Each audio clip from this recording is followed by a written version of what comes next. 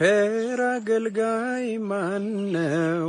ለንጉሥ የታመነ መክሊቱን ያልቀበረ አትርፎ የከበረ። በአባቶች ክላሲካል ምን ማለት ነው? እስቲ ንገራቸው ለ1100 ሰው። ክላሲካል ማለት ለምሳሌ ኒቂያ ላይ እንደተጻፈው የማያምን አባት ካለ እዚህ ጉዳይ ላይ ስተዋል፣ ይሄ ትክክል አይደለም ብለን እናርመዋለን ነው ያልኩ ያለሁት። እኔ የጠየኩት ጥያቄ ምንድን ነው? በአባቶች ጽሑፍ ላይ ስላሴን የሳተ አባት አለ ወይ ነው ያልከኝ አይደል? አይደለም፣ እንደዛ አላልኩም። በአንድነቱና በሶስትነቱ ኦኬ፣ የአካላት ሶስትነት ምን ቃል በቃል እንዳስታውስ ነው የፈለኩት። የጠየኩት ከዚህ ተቃራኒ በግል ምልከታ ያቀረበ አባት አለ። ከዚህ ተቃራኒ እንደ ግል እይታ ያቀረበ አባት አለ። የቤተክርስቲያን አባት ስንል ያው ፓትሪስቲክ አንብብ ያለው ስለነማን እያልኩ እንደሆነ ስለሚገባ አባቶች 100% በስላሴ ዙሪያ ላይ በአንድም በሌላ መልኩ አብ ወልድ መንፈስ ቅዱስን አንድ አምላክን ያምናሉ 100%። ቤተክርስቲያናቸው ሜሪዮሎጂ ስትል የመጀመሪያው ነገር ምንድን ነው? ኦርቶዶክስ ቤተክርስቲያን ሜሪዮሎጂ ስትል ወይ ደግሞ በአባቶች ሜሪዮሎጂ በአስተምሮ የአንተ አባት ዮሐንስ አፈወርቅ የጻፈውን ለማንበብ የእናንተን ሜሪዮሎጂ ማወቅ አለብኝ። ለሁ ምንድነው አይነበብም።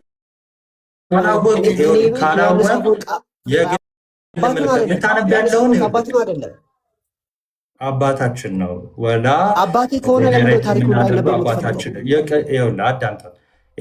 ቪው አለ። እሺ አሁን ፓትሪስቲክ ምንም እንደው አይዲዮ የለም ልንገርህ። እሺ በቃ ቪውን እንዴት ነው የምትለየው? ቪውን እንዴት ነው የምትለየው? ነገር በአስተምህሮ የመጣውን እና ከዛ ተቃራኒ ደግሞ በዘመናቸው ደግሞ አባቶች እዛ ነገር ላይ ምልከታቸውን ያስቀምጣሉ። ኦኬ ስለዚህ ይሄን እንዴት ነው የምታደርገው? አንድ ሚዩት አድርገው አትደረጉ፣ እያወሩ አይደል? አዎ አሁን በአስተምህሮ የመጣ ስንል ምን ማለት ነው? በአስተምህሮ የመጣ ማለት ቀጥታ ከሐዋርያት መምጣት አለበት። ምኑ አስተምህሮቱ። በዛ ነገር አባቶችን ወጥ አቋም አላቸው፣ ወጥ እምነት አላቸው። ግን ከዛ ውጭ ግን በዘመናቸው የተለያየ ሀሳብ ላይ የግል ምልከታቸውን ያስቀምጣሉ። ለምሳሌ የሮሜ መልእክት ላይ አሁን ለምሳሌ እንደው በቀላሉ ቅርብ ያለ የተነሳው ሮሜ መልእክት አሁን ለምሳሌ እዛ የሮሜ መልእክት ላይ ለምሳሌ ሆሚሊውን ስትመለከት ለምሳሌ ቅዱስ ዮሐንስ አፈወርቅ እኔ እንደሚመስለኝ ብሎ የግል ምልከታውን ያስቀመጠበትን ብዙ አይነት ጽሑፍ ታገኛለህ። በነገራችን ላይ እሱ ብቻ አይደለም። የተለያዩ አባቶችን ስታጠና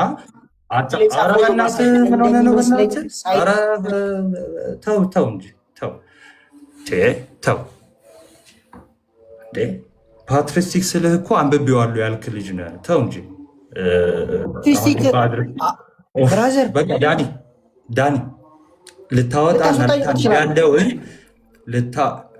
እኔ አላስወጣህም እኮ ልታነብና ልታወጣ ያለውን እናውቀዋለን። የቅዱስ ዮሐንስ አፈወርቅ እይታ ነው። ይልቁንስ በአስተምህሮ ደረጃ አንተ እንደማትቀበል አሳየን። ይኸው ለምሳሌ ጥምቀት ላይ ወጥ የሆነ አቋም አላቸው። ከመጀመሪያው 100 ክፍለ ዘመን ሐዋርያነ አበው ከምንላቸው ሉተር እስኪነሳ አባት አንለውም። አክቹዋሊ በእኛ አባቶቻችንን ኢንክሉድ አድርጎ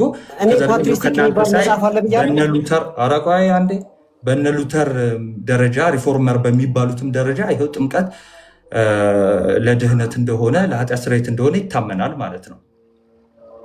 አሁን ሜሪዮሎጂ ላይ ያለው ላሳየ ነው ያልካለው አንተን በቅውረድ ሜሪዮሎጂን መጀመሪያ ምን እንደሆነ እንትን በለው። ሜሪዮሎጂ ስለተባለ አንድ የሆነች ርዕስ ብቻ አይደለችም ሜሪዮሎጂ። እሺ ቀጥሉ። አኪዮስ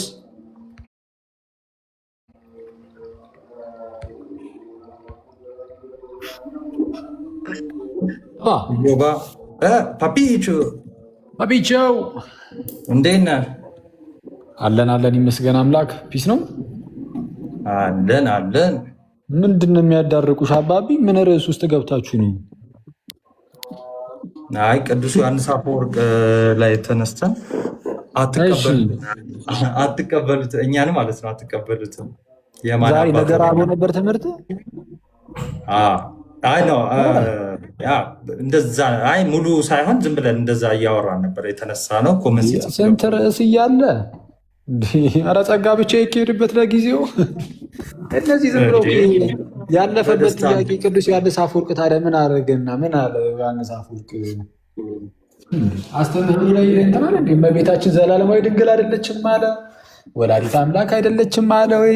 አታማልድም አማላጅ አይደለችም አለ ወይ? ምን አለ? ኃጢአተኛ ነች አለ ወይ?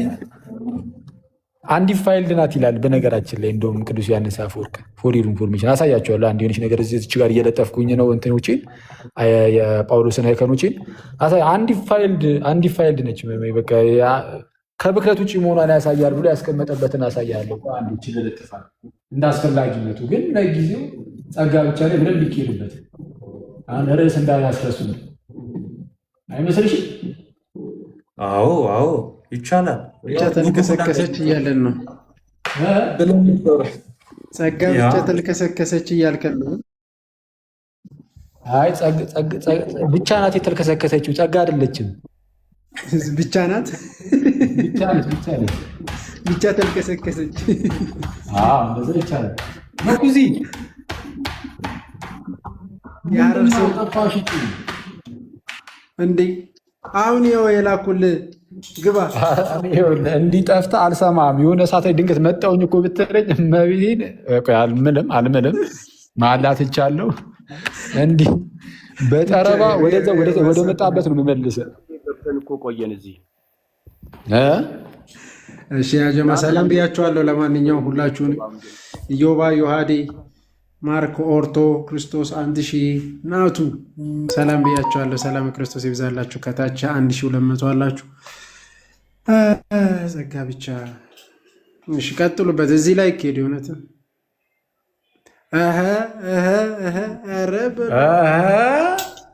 ያማ ቀልደኝ የምር ይሄ እኮ በደንብ እንትን አይልም። ብዙ ቆይ እስኪ ኧረ ላብራው ቆይ እንዴ ምንድን ነው ብርሃን በደንብ የለውም። ቆይ አንዴ ብርሃን ሲበራበት ነገር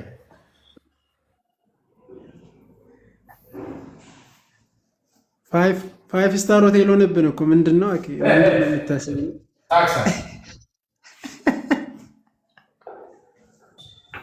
ይዋድ መልኩ ፋይቭ ስታር ሳክሳ እምላለሁ። ያኛው ነው ትዝ አለኝ። ታርግ ነበረብህ እንዴ ልል ነበረ። ጋዲን ይሏታል ማለት ነው። ከዛ በቃ ቻው አላለችም እንዲህ ተብላ ማለት ነው። ከዛ በኋላ ወጣች። ከወጣች በኋላም ደገሙት። ከቲክቶክም ወጣች።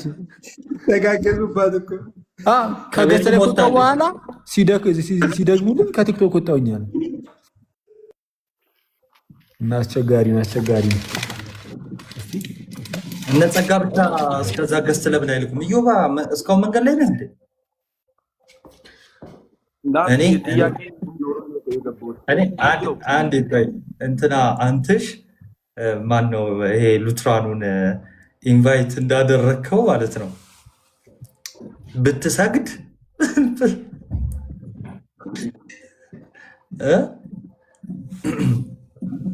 አረግባለት ቢያንስ ገብተህ ውጣ። ዩሲ የምትባለው ወንድማችን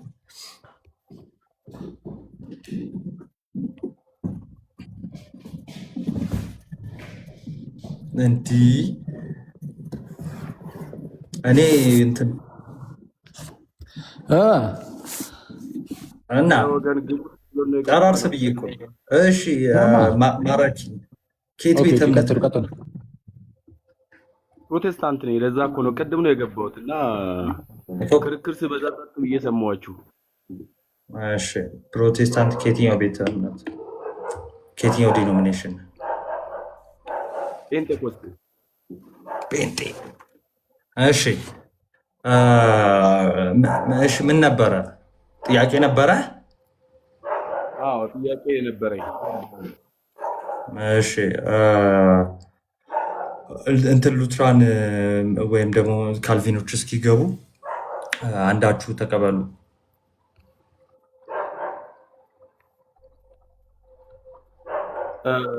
ጥያቄ ማንሳት እችላለሁ? ልቀጥል?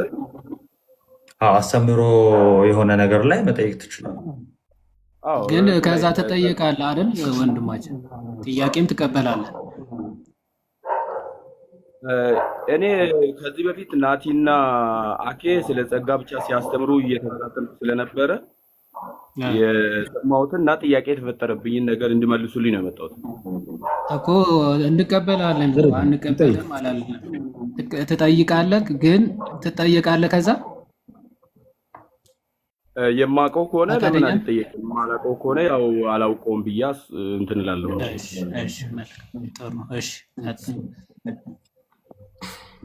ኦኬ። ጸጋ ብቻ በሚለው እንትን ላይ ሁለት ጥያቄ ነው ያለኝ። የመጀመሪያው ጥያቄ ጸጋ ብቻ በሚለው ርዕስ ላይ ከዛ በፊት ስለ ነፃ ፈቃድ ከሱ ጋር የተያያዘ ኮንሰፕት ስለሆነ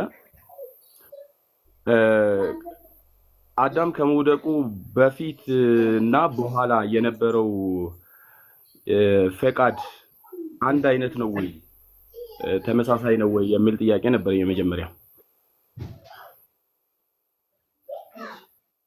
ቀጥልበት ወይስ ተመልሶ ማለት ምን ማለት ነው? አዳም ከመውደቁ በፊት ማለት የስቴት ዲፍረንስ ነው እያወራ ያለው። ሀሳቡን ግልጽ ለማድረግ ያህል አዳም ከመውደቁ በፊት በእግዚአብሔር በብዙ ነገሮች ነፃ ፈቃድ ነበረው እና ግን እኔ የተረዳሁት ሀሳብ በዕፀ በለሱን አትንካው፣ ይህንን አትብላ፣ ከበላ ሞትን ትሞታለህ በሚለው በዛ ቦታ ላይ ነፃ ፈቃድ ነበረው ወይ የሚል ጥያቄ ስለተፈጠረብኝ ነው። አዎ ነበረው። ለዛ ነው ህግ የተሰጠው።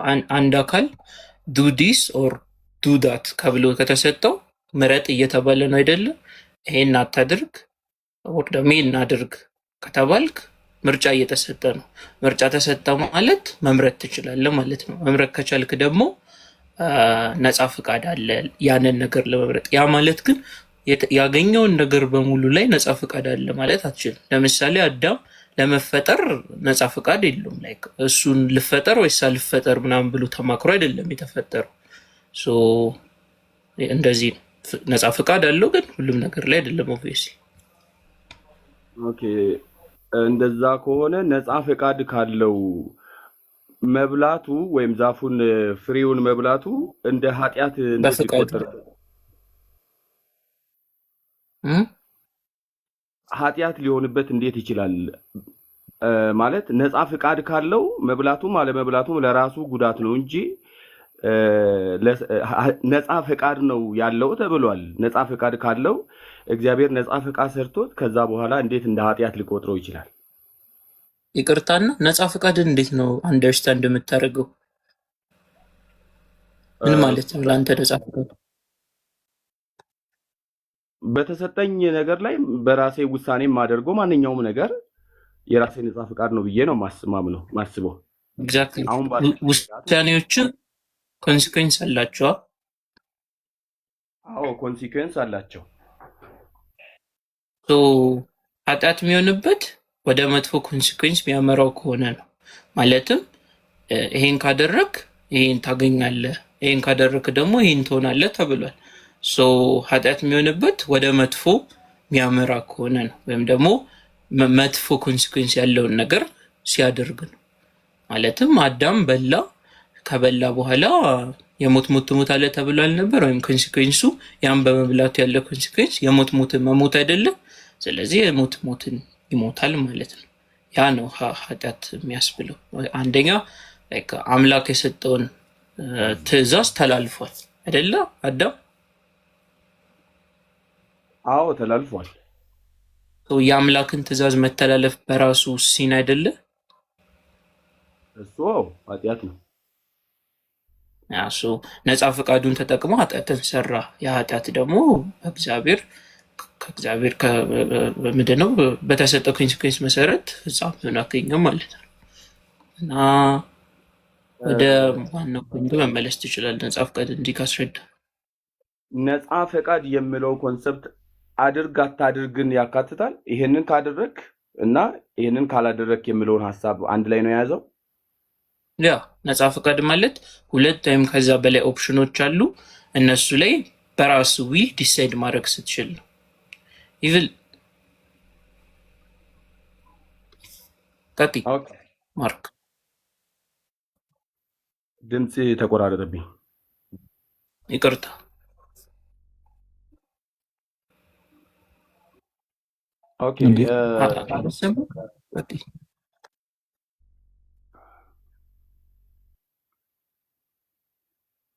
ብዙ ሰው ሚዩት ሆኗል ድምፁ።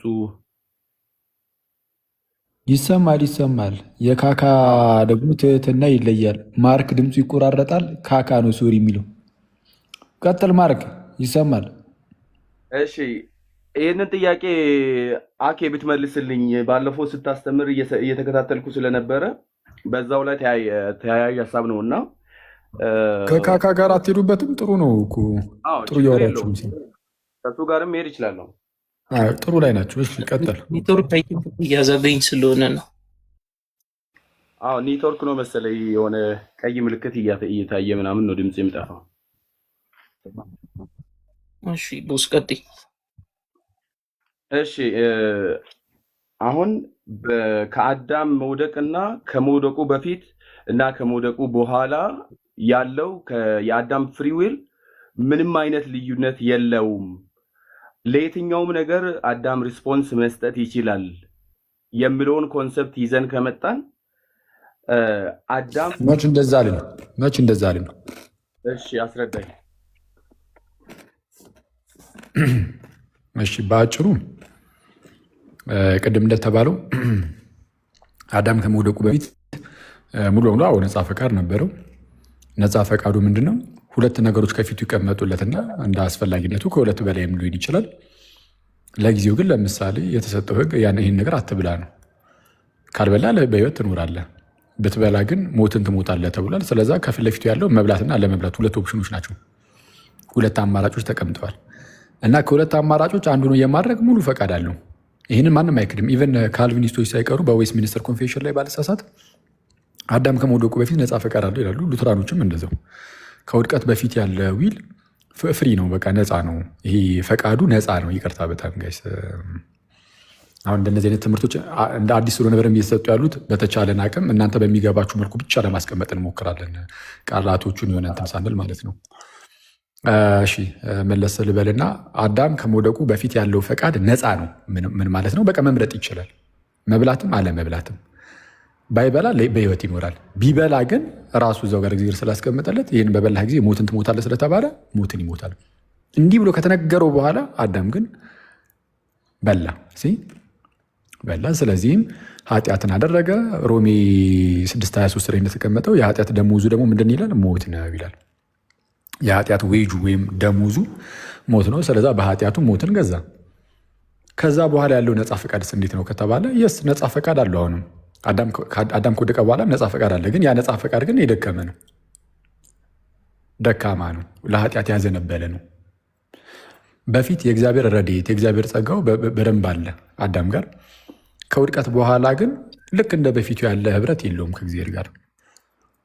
የእግዚአብሔር እርዳታ በጣም ያነሰበት ሰው ወደ ኃጢአት በጣም በቀላሉ ያዘነብላል። ስለዚህ ያ ሲክነሱ ኢልነሱ አለ፣ ያህመሙ ማለት ነው። ፈቃዳችን ላይ ምንም አይነት ጉዳት አልደረሰም እያለን አይደለም፣ ጉዳት ደርሷል። ሰዎች ከበጎ ነገር ይልቅ ኃጢአትን ለመምረጥ ይቸኩላሉ። ይህ ማለት ግን በጎ ነገርን በፍጹም መምረጥ አይችሉም ማለት እንደዛ ማለት ነው እያልኩኝ አይደለም። ግን ወደዛ ያዘነበሉ ናቸው ነው ያዘነ ወደ ኃጢአቱ ወደ ምኑ ያዘነበሉ ሆነዋል። ስለዛ ፈቃዳቸው ታሟል። ስለዛ ታዲያ በአዲስ ኪዳን እንዴት ነው ሰው እንዲያምን ምንድን ነው ማድረግ ያለበት? አሁን ቀደምም ከነበርክም እምነት እንዴት ነው የእግዚአብሔር ስጦታ ነው ወይስ ሰዎች ማመን ይችላሉ ምናምን የሚለው ጉዳይ ላይ እኛ አክቹዋሊ እምነት ስጦታ ነው ወይ የሚለውን ምንም እኛ ቃሉ አይከብደንም። ምንም ቅዱስ ዮሐንስ አፈወርቅም ብሏል፣ ራሱ ጳውሎስም ብሏል። ጳውሎስ ያለውን ደግሞ ቅዱስ ዮሐንስ አፈወርቅ አብራርቶታል። ስለዛ እምነት የኛ የሆነ አሰላስለን ምናምን የምናገኘው ጉዳይ ብቻ አይደለም። በእኛ በፈቃዳችን ብቻ የሚመጣ ነገር አይደለም። እኛ እምነትን እንደዛ እናየውም። እምነት ያለ እግዚአብሔር ጸጋ በፈቃዳችን ብቻ። አዎ ፈቃዱ እኮ አለን፣ የማመን ነፃ ፈቃዱ አለን። እስቲ ግን ቅድም እንዳልኩ ወደ ኃጢአት የሚያዘነብል ነፃ ፈቃድ የታመመ ነው ምናምን እና ፈቃዳችን አዎ ፈቃዱ እኮ አለ፣ ግን የእግዚአብሔር እገዛ ግን ያስፈልገናል። ይህ የእግዚአብሔር እገዛ ደግሞ ለሁሉም ሰው ነው። ስለዚህ ለሁሉም ሰው የተገለጠ የእግዚአብሔር ጸጋ አለ፣ የእግዚአብሔር እገዛው አለ። እግዚአብሔር ይረዳሃል፣ ያግዛሃል። ምን እንድትል? እምነት እንድታገኝ ወይም እምነት ውስጥህ እንዲኖር። ኦኬ። ስለዛ የማመን ካፓሲቲውን ይሰጣል፣ የማመን አቅሙን ይሰጣል፣ የማመን አቅሙን ይሰጣል። አንተም ግን ፈቃደኛ ሆነ ይህን ደግሞ መተባበር አለብህ። አንተ ደግሞ ምን ታደርጋለህ? ታምናለህ። አየህ፣ አክት ኦፍ ብሊቪንጉ ወይም አክት ኦፍ ፌዙ አብሮ ይመጣል። ይሄ የማመኑ እና ያለ እግዚአብሔር እርዳታ ምንም ነገር አናደርግም። እኛ እዚህ ላይ ሊታወቅ ይገባል። እኔ ቅድምን በጣም በተደጋጋሚ ስላችሁ ነበረ። አሁንም በድጋሚ የምነግራችሁን ነገር ሁሌም ቢሆን ያለ እግዚአብሔር እርዳታ ምንም ማድረግ አንችልም፣ ግን ፈቃዳችንም ግን አለ ብለን አስረግጠን እናገራለን። ስለዚህ ሁለቱንም ነው እኛ የምንይዘው፣ የእግዚአብሔርን ጸጋ ደግሞ የእኛን ፈቃድም ጭምር። ሙሉ በሙሉ ድህነቱ ከእኛ አይደለም። ሙሉ በሙሉ 100%፣ 99% አይደለም፣ 100% ድህነት ከጸጋ ነው፣ ከእግዚአብሔር ነው። 100% እኔ እንዳትረሱ፣ ድህነት ከእግዚአብሔር ነው ስንል 99.9%ቱ ከእግዚአብሔር፣ 0.1%ቷ ደግሞ ከኛ አንልም። 100% ከእግዚአብሔር በጸጋ፣ ከእግዚአብሔር በጸጋው። እኛስ እኛ ጋር ደግሞ ምንድነን? ድህነት ከእኛ ሳይሆን ድህነትን ተቀባይ ነን። እኛ ሪሲቨር ነን። እሺ፣ እኛ ተቀባይ ነን እንጂ ድህነትን ፈጣሪ ጸጋን ፈጣሪ አይደለንም። ድህነት ከእግዚአብሔር፣ የሚያድን እግዚአብሔር፣ የሚያድነው በጸጋ፣ እኛ ተቀባይ። እንደዛ። ስለዛ ጸጋ ብቻ የሚለውን ትምህርት የማንቀበለው ሰዎች የመቀበል አቅምም የላቸውም የሚልን ክህደት ስላስገባ ለዛ ነው ጸጋ ብቻ ነው የማንቀበለው። እሺ፣ ስለዛ የነፃ ፈቃድ ላይ እንዳልኩ ነው። አዳም ከመውደቁ በፊት ማለት የነበረው የነፃ ፈቃድ አቅምና እኛ ያለን ማለት አዳም ከወደቀ በኋላ ያለው እኩል አይደለም አቅሙ። የኛ የታመመ ፈቃድ ነው። ፈቃዳችን ኦፍኮርስ ህመም ገጥሞታል፣ ግን አልሞተም። ሉተራኖቹ ምናምን እንደሚሉት ፈቃዳችን አልሞተም፣ ወይም ነፃ ፈቃዳችን ማለት ነው። ኦኬ፣ ከዚሁ ጋር ያው ሀሳቡም እየተመለሰልኝ ነው፣ ግን አንዳንድ ጥያቄዎችም በድጋሚ እየተነሱብኝ ስለሆነ አዳም ከገነት ወይም ደግሞ ዕፀ በለሱን ከበላ በኋላ ያለው ነፃ ፍቃድ ለእግዚአብሔር መንግስት 100% ፉሊ ፋንክሽናል አይደለም የሚል ሀሳብ መሰለኝ። አሁን አኬ የመለሰልኝ አልጠፋም፣ ግን ፉሊ ምንድን ያልኩ? ይቅርታ አድርገኝ ወንድሜ። የአዳም ነፃ ፈቃድ ነበረው ከመውደቅ በፊት ሙሉ በሙሉ ነፃ ፈቃድ ነበረው፣ የማድረግም ያለማድረግም። ከዛ በኋላ ከእግዚአብሔር መንግስት ከተለየ በኋላ ግን ለእግዚአብሔር መንግስት ያለው ምላሹ አነሰ እንጂ ጭራሽ አልጠፋም። ኦኬ፣ ሙሉ በሙሉ አልጠፋም። ትክክል፣ ሙሉ በሙሉ አልጠፋም። ህመም ነው ያገኘው፣ ህመም ገጠመው፣ ወድቋል። ግን ሙሉ በሙሉ ጥፍት ብሎ የሆነ እንስሳ አልሆነም። ነፃ ፈቃድ የሌለው እንስሳ አልሆነም። ከዚህ ጋር ተያይዞ ያው ከጸጋ ብቻ ጋር ሀሳቡ ጋር ተያይዞ የሚነሳው ጥያቄ ብዙ ጊዜ ጥቅስ ሲነሳ ወይ ከሮሜ ወይ ደግሞ ከኤፌሶን ነው የሚነሳውና በበደላችሁና ኤፌሶን 2 ላይ ያለውን ቃል በበደላችሁና በኃጢአታችሁ ሙታን ነበራችሁ ከዛ በኋላ በክርስቶስ ያው ሆናችሁ የሚል ቃል አለ። አንድ በጣም እዚህ ጋር ትኩረት አድርገህ እንድትሰማኝና እንድትመልስልኝ ፈልገው አዳም ሙታን ነበራችሁ የሚለው ቃል አዳም ለእግዚአብሔር መንግስት ሙት ነበረ ወይ ነው ካልን እንዴት ነው ሪስፖንስ ሊሰጥ የሚችለው? ትንሽም ቢሆን ሪስፖንስ ለመስጠት ያው መሆን መቻል አለበት ለእግዚአብሔር መንግስት የሚል ጥያቄ አለኝ። አየህ ምን መሰለህ፣ አሟሟት በመጽሐፍ ቅዱሳችን ላይ ሙት የሚለው አገላለጽ ማለት ነው። በመጀመሪያ ደረጃ ኤፌሶን ምዕራፍ 2 ላይ አንተ እንዳልከው ይላል ምን ይላል? በኃጢአታችሁና በበደላችሁ ሙታን በነበራችሁ ጊዜ ከልጁ ከክርስቶስ ኢየሱስ ጋር ሕይወትን ሰጣችሁ በጸጋ ድናችኋልና የሚል ቃል አለ። ስለዛ በኃጢአታችሁ በበደላችሁ ሙታን በነበራችሁ ጊዜ እግዚአብሔር በምሕረቱ ባለጠጋ ስለሆነ ነው የሚለው ራሱ። ስለዛ ከኛ ምንም ነገር አይደለም። በቃ እግዚአብሔር በምሕረቱ ባለጠጋ ስለሆነ ነው ብሎናል። ስለዚህ አሁን በኃጢአታችሁ ሙታን ነበራችሁ ካለን መጽሐፍ ቅዱስ አዎ ነን፣ በቃ እናምናለን ካለን አለን ነው። እኛ መጽሐፍ ቅዱሱ የእኛ ስለሆነ መጽሐፍ ቅዱስን ቀጥታ ምን አሜን ነው የምንለው። አይተዋል። በኃጢአታችሁ ሙታን ነበራችሁ ሲለን አሜን በቃ ያዙ። አሁን አንድ በኃጢአታችንና በበደላችን ሙታን ነበርን፣ እሺ እግዚአብሔር በምሕረቱ ባለጠጋ ስለሆነ ሄዳን ነው ካለ በቃ አሜን ካለ አለ ነው። ምን ይከራከራል? እግዚአብሔር በምሕረቱ ባለጠጋ ስለሆነ አይደለም የሚላለ በፍጹም። እግዚአብሔር በምሕረቱ ባለጠጋ ስለሆነ እሺ በጸጋ ድናችኋልና ይላል። በቃ በጸጋ ኒዳን ነው የዳናችሁት ካለ በጸጋ ነው በቃ አለቃ በጸጋ ኒዳን ነው ብለን በግልጽ እንናገራለን። ተመልከቱ እንዴት መጽሐፍ ቅዱስ እንደምንቀበል ቀጥታ ቃል በቃል ያልካቸው ነገሮች ሁሉ እንቀበላለን። በጸጋ ኒዳናችሁት። እሺ ከዛ ደግሞ ቀጠል አድርጎ ደግሞ ምን ይላል? ጸጋውን ግን መቀበል አትችሉም ነፃ ፈቃድ ስለሌላችሁ ይላል አይደል? አይልም። አየህ ይህንን ነው ማንቀበል። ይሄኛው መጽሐፍ ቅዱስ ላይ የለም። እናንተ ግን መቀበል አትችሉም የሚል የለም። ይልቁንም አሁን አንተ እዚያ ያነበብኩ ጋር ማለት ነው ዝቅ ብለህ ቁጥር 8 ላይ አንብበው አለ መጽሐፍ ቅዱስ እጅ ላይ አለ። ዝቅ በልና ቁጥር 8 ላይ አንብበው። እሺ ጸጋ በእምነት አድኗቸዋልና ይህም የእግዚአብሔር ስጦታ ነው እንጂ ከእናንተ አይደለም ይላል። ማንም እንዳይመካ ከምን አይደለም? ከስራው አይደለም። ጸጋው በምንድን ያዳናችኋል? በእምነት። ከላይ ሙታን በነበራችሁ ጊዜ በጸጋው ድናችኋል አለን አይደል? ሙት የነበረው ሰውዬ በጸጋ ሄዳ ነው። ያ ሙት የነበረው ሰውዬ በጸጋ ሲድን ግን በምንድን ነው በጸጋ ሄዳ ነው? ጸጋው በምንድን ያዳነው? ሙቱን ሰውዬ ጸጋው በምንድን ያዳነው? በእምነት ነው አድኗችኋል ያለው። አየህ፣ ያ የሞተው ሰውዬ በጸጋው ለመዳን ምን ማድረግ አለበት? ኦኬ ማመን አለበት ነው አይደለ? እኔ አይደለም እኮ ጳውሎስን እያለ ያለው። ስለዛ እዚህ ጋር እምነትን እንደ ጸጋ መቀበያ አድርጎት አስቀምጦታል። አላስቀምጠውም? አዎ አስቀምጦታል። እምነት ጸጋ መቀበያ ከሆነ ስለዛ ጸጋውን ለመቀበል ገና ከጅምሩ አስቀድሞ እምነት ያስፈልጋል አያስፈልግም? ድገምልኝ እስኪ። ጸጋውን ለመቀበል ማለት ነው። ጸጋውን የምንቀበለው በእምነት ከሆነ ስለዛ አስቀድመን ማመን አለብን የለብንም? ጸጋውን ለመቀበል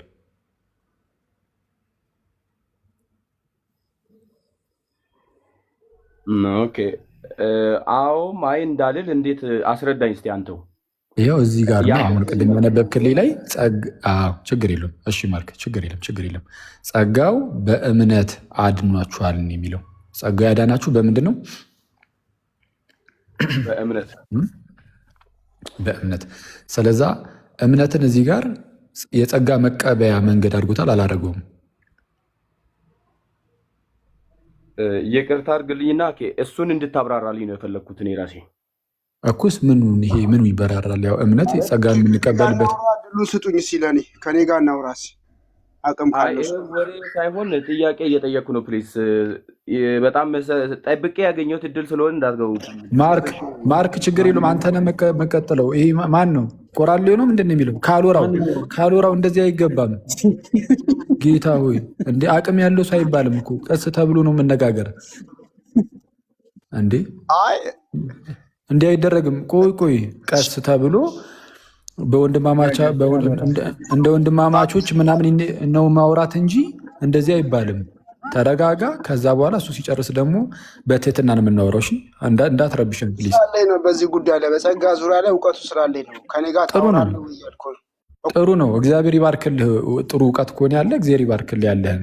ስለዚ አንድ ይጠብቀን እናውራ። ፖለቲካውን ትተህ ሰው ሚዩት ሳያረግ ዝም ብለህ እየከፈትካት ፖለቲካ ነው። ምን አልከኝ? ፖለቲካ ቆይ አንዴ እንትን የሚረብሽ ከሆነ ምንም ሀሳብ ሳሰጡ ዝም ብላችሁ ታች አድርጉት፣ እንዳይረበሽ ማለት ነው፣ እንዳይበጠበጥ። ወደ ማርክ ልለፍና አውርዱት ጋይስ እና ከዛ በኋላ እንትን ይበል። ከዛ ተመልሶ ይምጣ። ተመልሰህ ትመጣለህ ወንድም ይቅርታ፣ ቀስ ብለህ ትመጣለህ። አንዴ እዚህ አውርተን ስንጨርስ ከዛ ደግሞ አንተ ትገባለህ። አሁን እንትን እያልክ ስለሆነ ይቅርታ በጣም እሺ። ወደ ማርክ እንለፍና እሺ ዲያቆን ተአምር እኮ ነው። እሺ ማርክ ምንድን ነው እያልኩ ያሉት ጸጋው በእምነት አድኗችኋል ስለሚል ጸጋው ያዳነን ገና ከጅምሩ በእምነት ነው ካለ ጸጋው ምንድነው? እምነት ጸጋውን ለመቀበል እዚህ ጋር እንደ ኢንስትሩመንት እንደ መሳሪያ ሆኖ ተቀምጧል አልተቀመጠም? ወይም ደግሞ ጸጋውን የተቀበልንበት መንገድ ሆኖ ተቀምጧል አልተቀመጠም? እምነት ጸጋው ያዳነን በእምነት ነው ስለሚል እኔ አስብል ምን ነገር አለው? ጸጋው እኮ በእምነት እያለህ እኮ ነው። እኔ እኮ አይደለሁም ጳውሎስ እኮ ነው ያለህ። ጸጋው ያዳናችሁ በእምነት ነው እያለህ ነው። እሺ አዎ ብዬ ተቀበልኩ። አዎ እንደ ኢንስትሩመንት ተሰጥቶ አዎ እንዴ ታዲያ ግልጽ አይደለም እንዴ? ቆይ ጸጋው በእምነት እኮ ነው ያለ።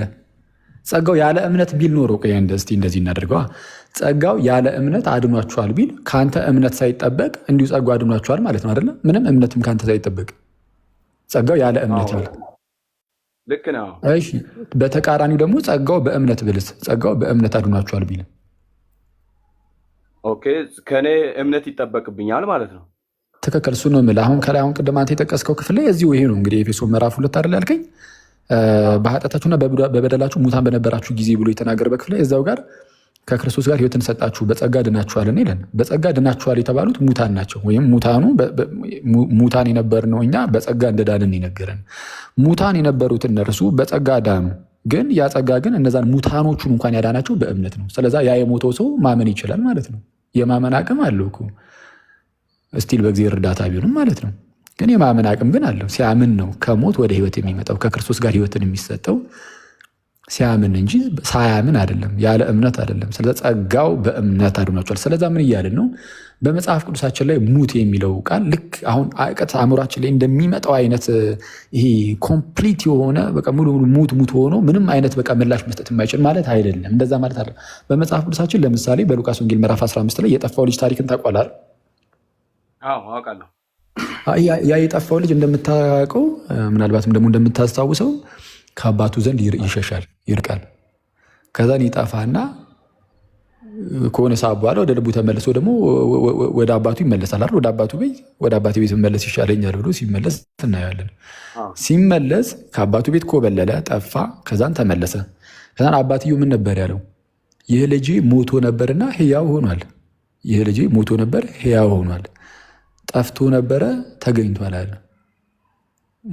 ይሄ ሞቶ ነበረ ሕያው ሆኗል አለ። ከአባቱ መራቁ በራሱ ሞት ነው ለልጁ። በቃ ሞት እንዲህ ነው። አየህ፣ በዛ በሞት ውስጥ ሆኖ ከአባቱ በራቀበት ሁኔታ ውስጥ ሆኖ ግን ወደ አባቴ ይመለሳለሁ የሚል ነገር ደግሞ ወደ ልቡ ሲመጣም ደግሞ እናያለን።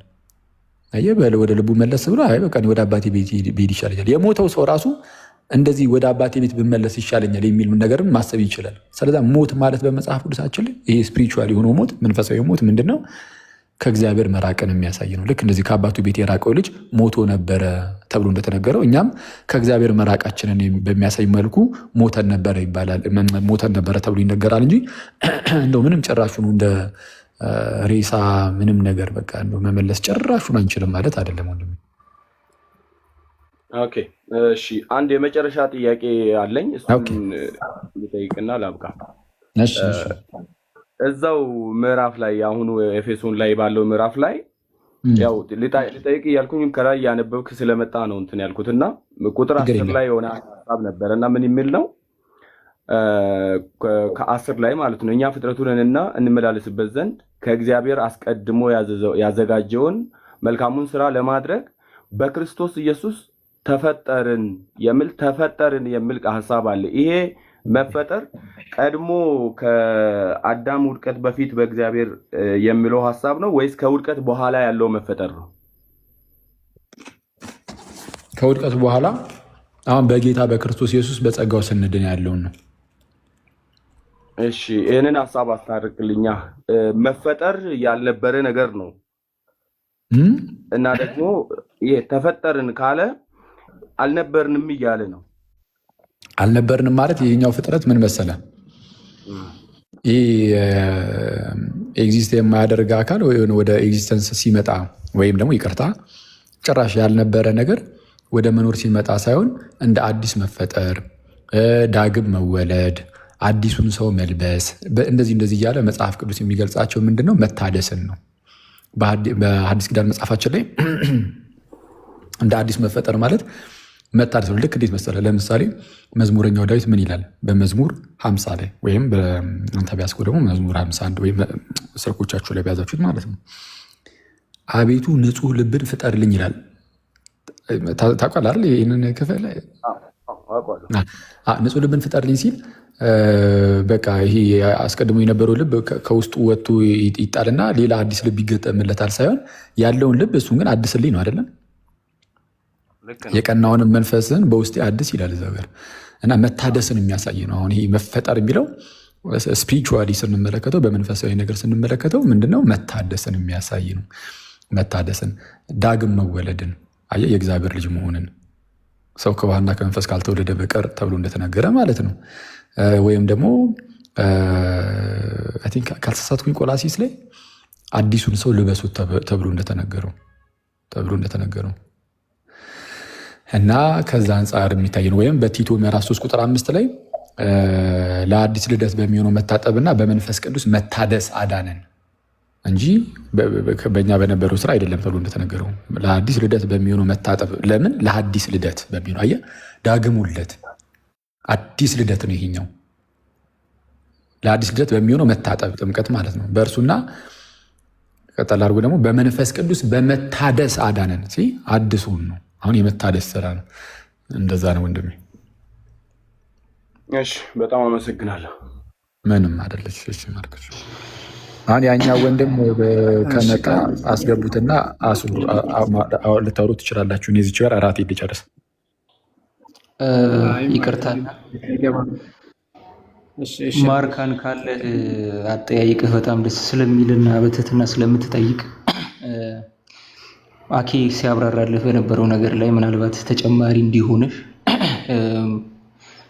የተወሰነ ነገር ብሰጥ ደስ ይለኛል። ለእውቀትም ስለጠየቅ ማለት ነው። እና አንድ አናሎጂ ይሰጣል ወይም ደግሞ ምሳሌያዊ ገለጻ ይሰጣል። ለምሳሌ በጥልቅ ባህር ውስጥ ሰምጠህ የነበረ ከሆነ ዋናተኛ መጥቶ እጁን ቢዘረጋልህና የሞትህን እጁን ብትይዘው እና ብትድን ድነትህ ሙሉ ለሙሉ በአንተ ላይ የተመሰረተ አይደለም። ነገር ግን እጁን ስለያዝኩ እጁን አለመያዝህ ደግሞ ምን ሊያደርግ ይችላል? ከድነት ውጭ ሊያደርግ ይችላል። ይሄን ነው ሪስፖንሲቭ ፌስ ሊመልስ የሚችል ፍቃድ ብለን የምንናገረው ማለት ነው።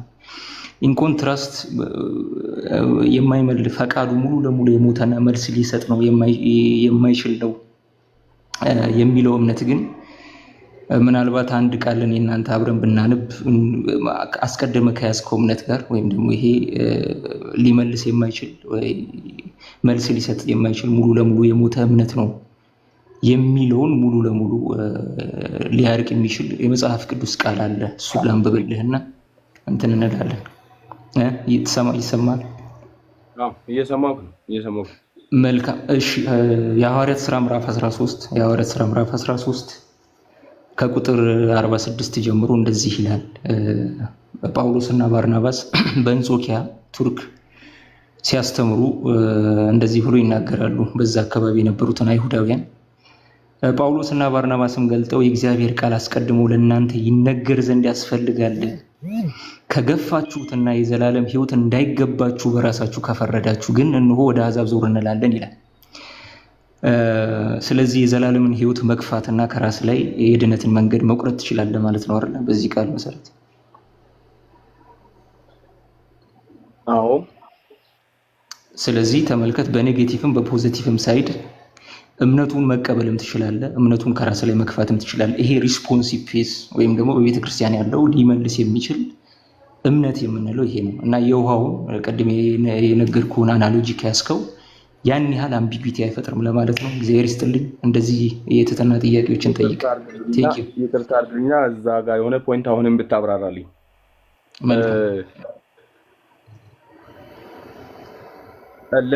ለማን ነበር እነሱ እያስተማሩ የነበሩት? እና ወደ አሕዛብ ዞር እንላለን ስል ሁለት ግሩፖችን ፈጠረ እዚህ እና እንዴት ነው ብታስረዳ? መልካም። ጌታችን ኢየሱስ ክርስቶስ እንደተናገረው ለምሳሌ የማቴዎስ ወንጌል ምዕራፍ 16 ላይ ይመስለኛል የልጆችን ምግብ ለውሾች ፍርፋሪ መስጠት አያስፈልግም ብሎ ይናገራል እና አስቀድሞ ቅዱስ ጳውሎስም እንደተናገረው የእግዚአብሔር ቃል አደራ ተሰጣቸው የሚባሉና የመሲሁ የመምጣት ተስፋ አስቀድሞ የተናገራቸው አይሁዶችን ለማለት ስለፈለገ ነው። ይህንን ግን ከራሳችሁ ከገፋችሁት እኛ ወደ አሕዛብ ዞር እንላለን ይላል። ምክንያቱም አይሁዳዊ የለም፣ ግሪካዊ የለም። እግዚአብሔር በአብርሃም ዘር በኩል ዓለምን በሙሉ ወደ እምነቱ እንደሚሰበስብ አስቀድሞ ስለተናገረ ማለት ነው። እና አይሁዶችን እንደዛ ሲሉ የነበሩት እናንተ በራሳችሁ እንዳይገባችሁ ከፈረዳችሁ ግን እኛ ወደ አሕዛብ ዞር እንላለን አሉ ይላል የሐዋርያት ሥራ ምዕራፍ 13 ቁጥር 46። ምናልባት ይህ ሀሳብ መረጠ ጠራ ከሚለው ሀሳብ ጋር እያያዝ ይሆን ወይስ እንዴት ነው? መረጠ ጠራ አይሁዶችን ቀድሞ ስለመረጣቸው ከዛ በኋላ አሕዛቦችን ደግሞ የመጥራት አይነት ነገር ያለው ሀሳብ ነው።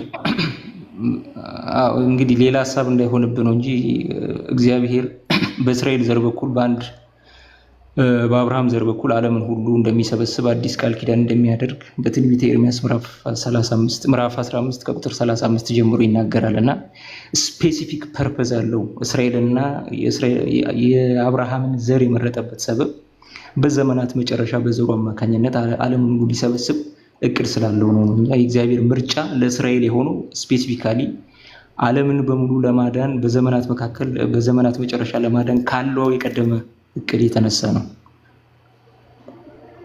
እሺ በጣም ቤት ያሰማልን አቡሻ። ለመጨመሪያ ያክል ይሄን ክፍል እየተነገረ ያለው ከምን አንጻር መሰለ? ወንጌል ስብከት የሚጀመረው ከአይሁድ ነው። ከአይሁዶች ተነስቶ ነው ከዛ ወደ ዓለም ሁሉ የሚሰበከው። ይህ ሐዋርያ ቅዱስ ጳውሎስ በብዙ ክፍሎች ላይ ይናገረዋል። ለምሳሌ በሮሜ ምዕራፍ 1 ከቁጥር 16 ላይ እንዲህ ብሎ ይናገራል። በወንጌል አላፍርምና አስቀድሞ ለአይሁዳዊ ደግሞም ለግሪክ ሰው ለሚያምኑ ሁሉ የእግዚአብሔር ኃይል ለማዳን ነውና ብሎ ይናገራል። ወንጌል ስብከቱ ከአይሁዶች ነው የሚጀመረው። አይሁዶችን ከሰበኩ በኋላ ነው ወደ ዓለም ሁሉ የሚሰራጩት። ከዛ አንጻር ነው ወንጌሉ ለእናንተ ሰብከናችሁ ብትገፉት አንቀበልም ብትሉት ወደ አሕዛብ እንሄዳለን ሲል ሐዋርያ ቅዱስ ጳውሎስ ወንጌሉ አስቀድሞ ለአይሁዳዊ ደግሞም ለግሪክ ሰው ለሚያምኑ ሁሉ ምንድነው የእግዚአብሔር ኃይልና ማዳን ነውና ይልና ሮሜ ምዕራፍ 2 ከቁጥር 9ም እንደዛ ተመሳሳይ ሐሳብ ይናገራል። ክፉን በሚያደርግ ሰው ነፍስ ሁሉ መከራና ጭንቀት ይሆንበታል ይልና አስቀድሞ በአይሁዳዊ ደግሞም በግሪክ ሰው ይላል። አስቀድሞ በአይሁዳዊ ደግሞ በግሪክ ሰው። ስለዚህ ወንጌሉ የሚጀመርበት ተሰብኮ የሚነሳበት ሐሳብ ከማንጻት ነው። ሰው አይሁዶችን ምን አላቸው? ወንጌሉን ሰብከናቸዋል። ወንጌሉን ብትገፉት ግን ወዴት እንሄዳለን? ወደ አሕዛብ ደግሞ እንሄዳለን ብለው ሐሳቡን ከዛ አንጻር ነው የተናገረው ማለት ነው። እና ግልጽ ከሆነ እሺ፣ ግልጽ ነው። አመሰግናለሁ ጥያቄዎችን ስለመለሳችሁልኝ። እግዚአብሔር ያክብርልኝ። ሰላም ደሩ። ማርካን ቅርታ ሳትወጣ አረ ልጅን ፊልም እንዳታሰሩ ቃል እሺ። አይ ለመጨመር አይደለም። በነገራችን ላይ ከዛ አይ ከማርካን በፊት ካሎራው ያው ኢንቫይት አድርጌ ያለው እምቢ ብሎ ጎንደሬው ከታች እየጻፍክ ነው። አንዴም ሁለቴም ኢንቫይት አድርጌ ያለው ዲክላይን አድርጎ ነው የወጣው። እንግዲህ ምንም ማድረግ አይቻልም። ለማንኛውም ማርካን ስነ ምግባሪ ደስ ይላል እንደዚህ ስትጠይቅ ምናምን። ግን የየት ቤተ እምነት ነው ለመናገር ብትለይና ከሚድኑት ውስጥ ጌታ ደግሞ ረድቶ ወደዚች ቤተክርስቲያን ብትቀላቀለንም ደስ ይለናል። ብትጠይቅም ሞር ጥያቄዎችን ማለት ነው። እያንዳንዱ የቤተክርስቲያንን አስተምህሮ ትምህርት መሰረታዊ የሆነውን ነገር አውቀን ወደዚች ቅድስት ቤተክርስቲያን ብትመለስ ደስ ይለናል። ሜቢ የትኛው ከየት ቤተ እምነት ነህ እሱን ብትነግረን ደስ ይለናል። ያው ከቅድም ናታኒም ጠይቆኝ መልሼ ነበረና ከጴንጤ ነው። እኔ ጴንጤ ነኝ። እነሱ ሲያስተምሩ ስለሚከታተላቸው ያው ጥያቄ የተፈጠረብኝን ነገር ለመጠየቅ ነው የመጣሁት። ሜቢ እንደዚሁ ሲሆን ድጋሜ ተመልሼ ልመጣ ይሆናል።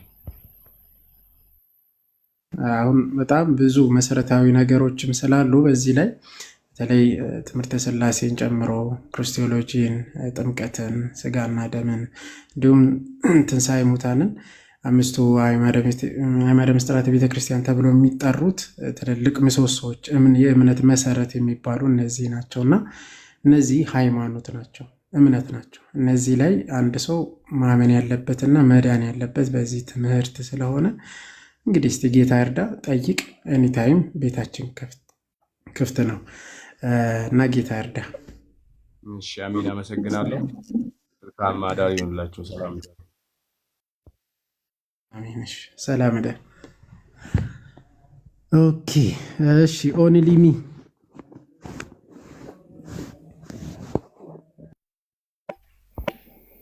እንዴት አመሻችሁ? መዝገን አምላክ እንዴት አለ? ከየት ቤተ እምነት ነህ? ጥያቄ ያላችሁ ጴንጤዎች ይላል። እኔ ጴንጤ አይደለሁም። ቤተሰቦች ካቶሊክ ናቸው። ኦኬ። ውጪ ነው የምኖረው። ብዙ እምነቴ ላይ ብዙም አይደለሁም። ኦኬ። አንተ ካቶሊክ ወይስ ምን ማለት የትኛው ቤተ እምነት ነው? አዎ ከቤተሰቤ እንግዲህ ካቶሊክ ነኝ፣ ግን ብዙ እምነቱ እውቀቱ የለኝም። መልካም። እሺ፣ መጠየቅ ትችላለህ። አኪ አለ ዮሐድም ሁለታችሁ አንዳችሁ እንትን በሉ። ዮሐድ ያውራኝ ይጅበት ያዲ እሺ እሺ ይያዲ ዮሐድ ወይ አለው እስከዚያ ተቀበላቸው እስኪመኩ እታች እምቢ አለኝ እኮ ፕሮቴስታንቶች ካሉ ማለት ነው። ይሄ በተለይ ጸጋ ብቻ በሚለው ብሎኝ ነው። እሺ ቀጥል። ናቱ አንዴ ድምፅ ታሰማለህ እንዳይቋረጥ ካለ ሰዎች እንደ አኬኩ ልብላ ብዬ ነው። እና እሺ ተረጋጋ። ምንድን ነው ወዳቸው አምላካቸው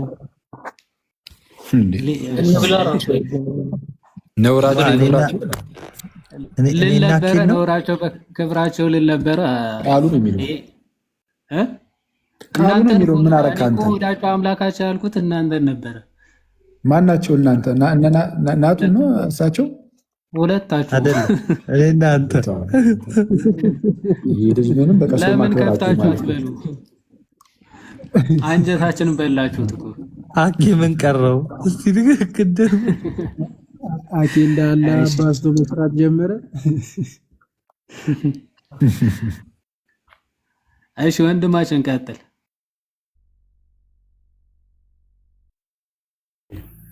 እኔ ጥያቄ ያው እንግዲህ ከአዳም ጀምሬ ነው የምጠይቀውና አዳም የተፈጠረው ከአራቱ ባሪያተ ስጋና ከሶስቱ ባሪያተ ነፍስ ነው። ያው እሱ ሳይሆን ጥያቄ ነፃ ፍቃድ የተፈጠረ ነው ወይ ነው የመጀመሪያው ጥያቄ። ነፃ ፍቃድ በራሱ የተፈጠረ ነው ወይ?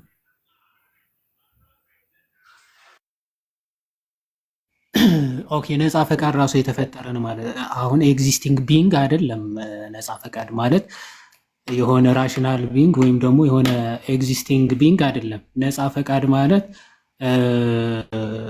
አንድ አካል ወይም ደግሞ አንድ ፐርሰን የማድረግም ያለማድረግም ነፃነት ሲኖረው ማለት ነው። ፈቃድ ሲኖረው አሁን መላእክት ሰዎችን ይሄንን ፈቃድ አላቸው ተብሎ ይታመናል ማለት ፈቅደው አመዛዝነው አስበው ራሽናል ቢንግ መሆን ማለት ነው። አስበው አመዛዝነው ይሄ ይጠቅማል፣ ይሄ አይጠቅምም፣ ይሄን ባደርግ ይሄ ይጠቅመኛል፣ ይሄን ባላደርግ ግን አይጠቅመኝም ብሎ አመዛዝነው ማድረግና አለማድረግ ነው ነፃ ፈቃድ ነው። ሰው የሆነ ቢንግ አይደለም፣ ወይም ደግሞ አካል ግዘፍ ምናምን ያለው ነገር አይደለም። ሰው ፍጡር ነው ወይስ ፍጡር አይደለም ማለት እንዴት ማለት ከምን አንፃር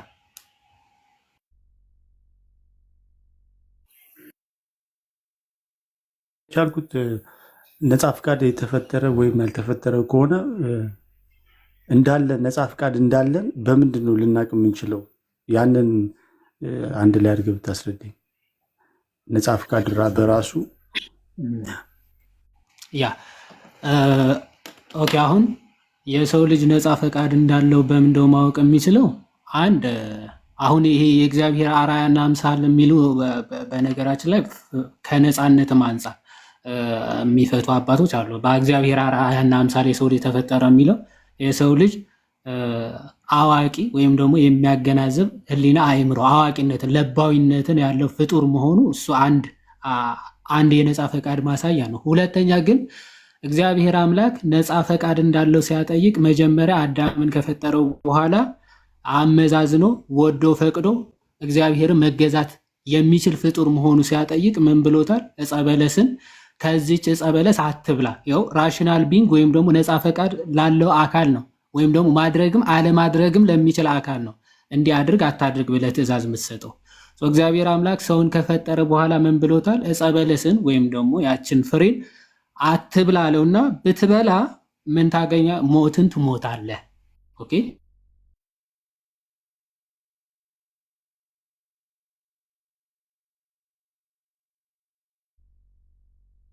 ስለዚህ እግዚአብሔር አምላክ ምን ብሎ ትእዛዝ ሲሰጠው ትመለከታለህ? ይህንን ዕፀ በለስ ብትበላ ነው ሞትን ትሞታለህ። አለመብላት ይችላል፣ መብላትም ይችላል ማለት ነው። ነፃ ፈቃዱ በእጁ ነው። ፈቅዶ መብላትም ፈቅዶ አለመብላትም ይችላል ማለት ነው። የሆነ ተገዶ ወይም ደግሞ አሁን ኢራሽናል የሆኑ ነገሮች አገናዝቦ ይሄ አድርጉ ይሄ አታድርጉ ተብሎ ትእዛዝ አይሰጣቸውም። እንስሳት፣ እጽዋት ምናምን እነዚህ አይነት አካላት ነፃ ፈቃድ ያላቸው ስላልሆኑ እንዲህ አድርጉ እንዲህ አታድርጉ ተብሎ ትእዛዝ ሊሰጣቸው አይችልም። ምክንያቱም ማገናዘብ ማሰብ ስለማይችሉ ነፃ ፈቃድ ያላቸው ስላልሆኑ። የሰው ልጅ ግን ማሰብ፣ ማገናዘብ፣ ለባዊነት፣ አዋቂነትን የተሰጠው ስለሆነ ይህንን ዕፀ በለስ አትብላ፣ ከበላስ ኮንሲኩዌንስ አለው። የእሱ ውጤት ምንድነው? ሞትን ትሞታለህ የሚል ትእዛዝ ተሰጠው። ፈቅዶ አለመብላት ፈቅዶ መብላትም ይችላል። ይሄ ነው ነፃ ፈቃድ እንዳለው አንድ ማሳያ ማለት ነው።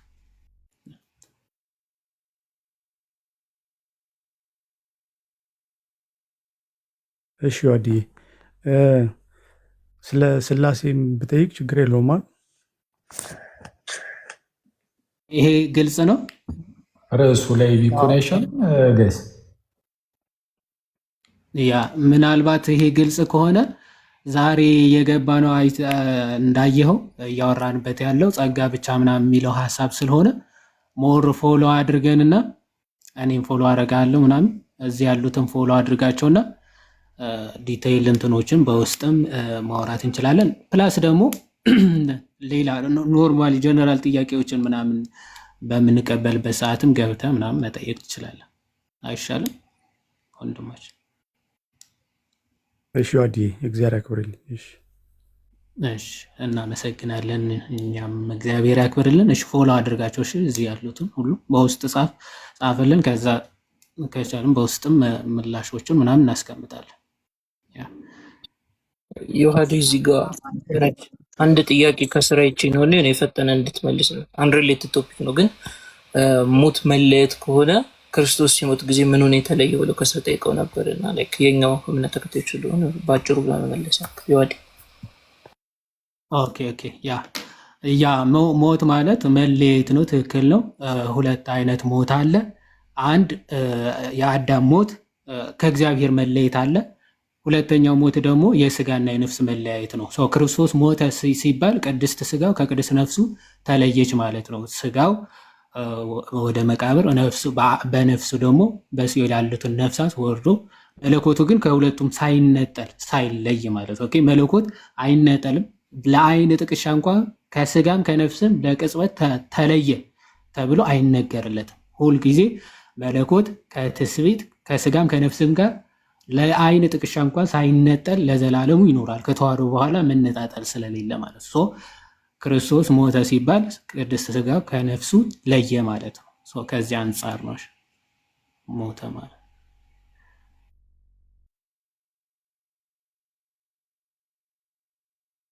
ያሰማልን ይዋል ቃልዮት ያሰማልን። መልካም ከታች አንድ ጥያቄ ተጠየቀ ያለ ሜቢ ሂድበት የተወሰነ ያው ተደጋጋሚ ተነስቷል። ቀን ላይ እምነት ራሱ የጸጋ ስጦታ አይደለም ወይ? አይደለምን? እምነት ራሱ የጸጋ ስጦታ አይደለም የሚለው ነው። እስቲ እንዴት ከምን አንጻር የሚለው እኮ ነው። ያው ከምን አንጻር እምነት የምንድንበት እምነት የእግዚአብሔር ስጦታ ነው ሲባል ከምን አንጻር አሁን ዝም ብሎ ቃሉን መጠቀም ብቻ አይደለም። አሁን ቅድምም ብያለሁ፣ ከዚህ ቀደምም እንዳልነው ቃላቱ ያዘሉት ሀሳብ ምንድን ነው የሚለው ነው እኛ በጣም የሚያሳስበን። ስለዚህ ሀሳቡ ላይ ነው ትኩረት የምናደርገው። ለምሳሌ ጸጋ ብቻ ሲል አንድ ሰው ከዚህ ቀደም እንዳልነው ማለት ነው ጸጋ ብቻ ሲል አይኔ በመልካም ስራ ታይቶብኝ ምናምን አይደለም ጌታ ያዳነኝ እንደው በቃ እንዲያው በጸጋው ነው የዳንኩት እንጂ በእኔ ስራ አይደለም ብሎ ለመናገር ጸጋ ብቻ ቢል አንከራከረውም። በቃ የጉንጭ አልፋ ክርክር ውስጥ አንገባም። ይሄ ጸጋ ብቻ የሚለውን ቃሏን ስለተጠቀመ ብቻ ማለት ነው ይሄ ቃላት ጦርነት ነው የሚሆነው። የምርም የኛ ስራችን ታይቶ አይደለም ጌታ ያዳነን፣ እንዲያው በጸጋው ነው ያዳነን። አምነን ስንጠመቅ በቃ ያድነናል። እኛ መቀበል ብቻ እንጂ ከኛ ምን መልካም ስራ ሰርተን የዳንን ቢሆን ኖሮማ ለመልካም ስራችን እንደ ክፍያ እየተሰጠን በሆነ ነበረ። እና ምንም ያልተቀበልነው ነገር የለም። የተቀበልነው ነው በቃ አለቀ።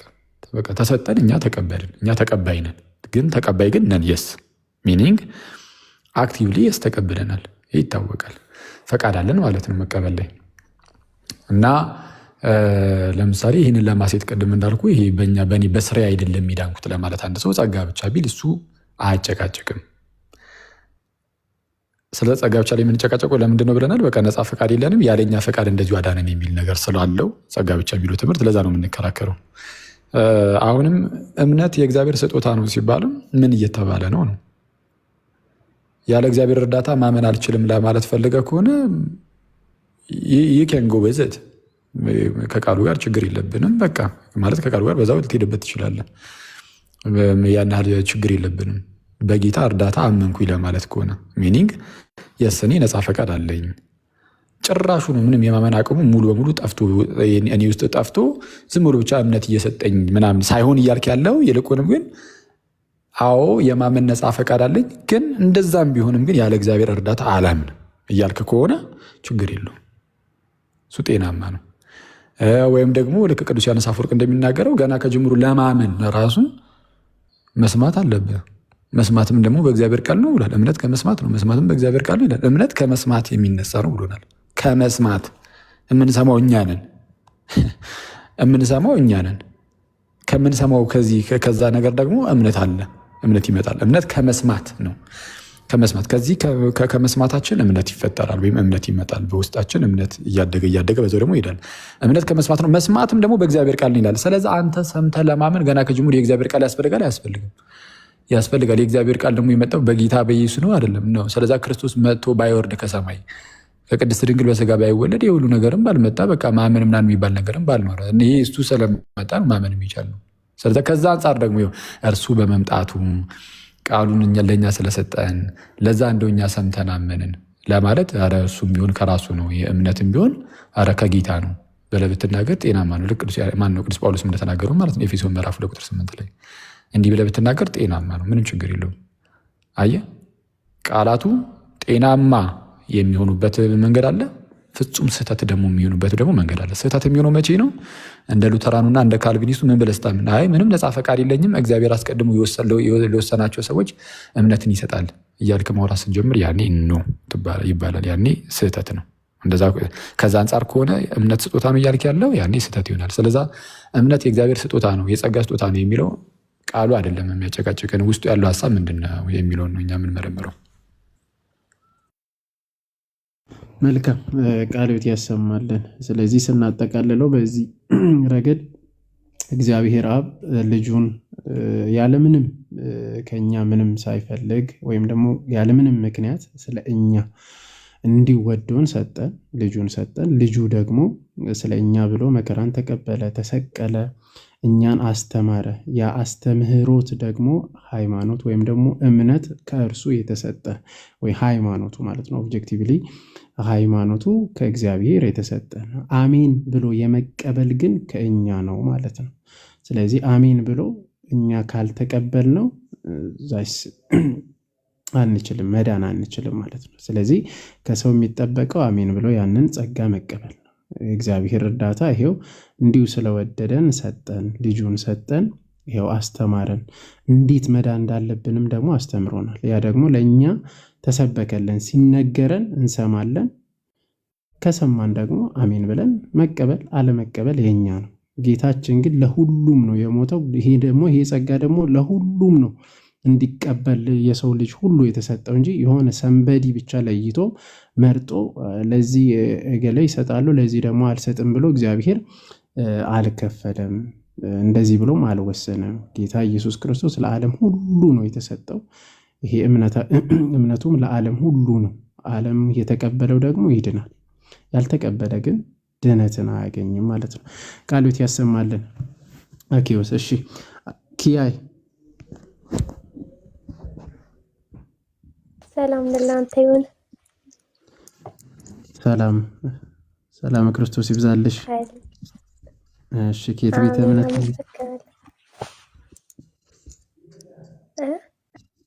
ከየት ቤተ እምነት ነሽ? ጥያቄሽ? እኔ ኦርቶዶክስ ነኝ፣ ክርስቲያን።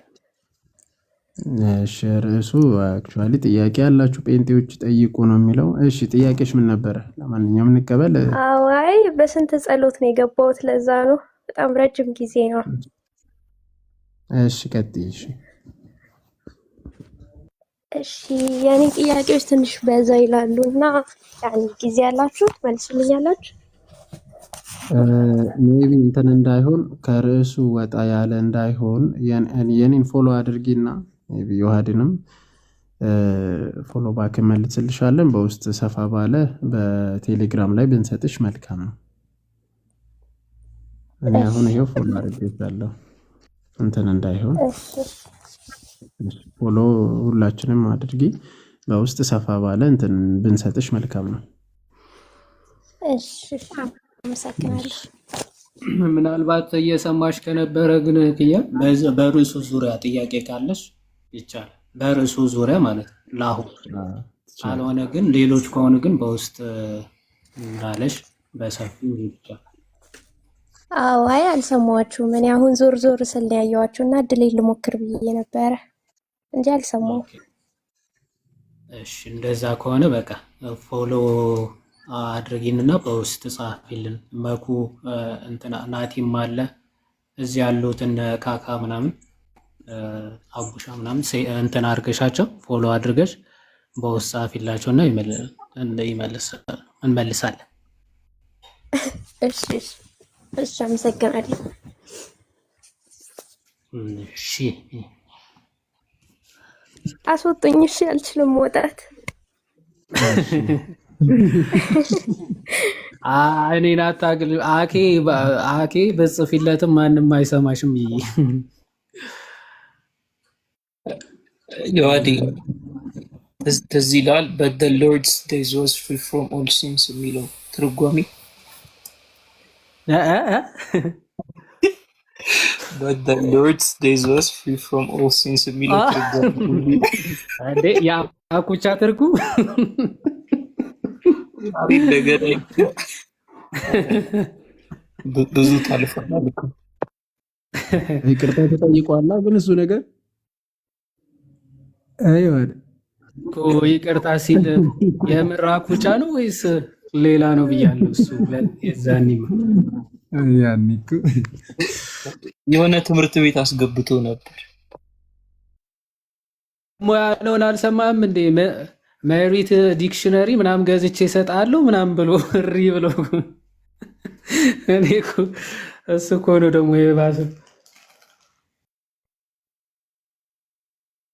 ቢጠይቅ ወደ እሺ። ስለዚህ ጋይስ እንዴት ነው? አንድ ሰው ከታች አንድ ሰው ይቅርታ አድርጉልኝና ከታች አንድ ሰው ምን አለ?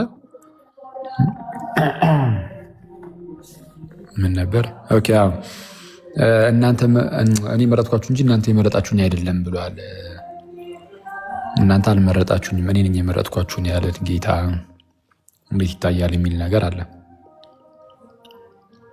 እስቲ አንድ ሰው ሄዱበት ወይም እኔ ኦኬ ሄዱበት ነው ሄዱበት እስቲ እና አረ ሄዱ። እንግዲህ አሁን የእግዚአብሔር ምርጫ ስንል ብዙ አይነት የእግዚአብሔር ምርጫ አለ። በመጀመሪያ ማወቅ ያለብን እሱ ነው። የእግዚአብሔር ምርጫ ላይ የእግዚአብሔር ምርጫ ብዙ አይነት ነው። ለምሳሌ እግዚአብሔር በብሉይ ኪዳን ነቢያትን ሲያስነሳ አይተናል። መርጦ ማለት ነው።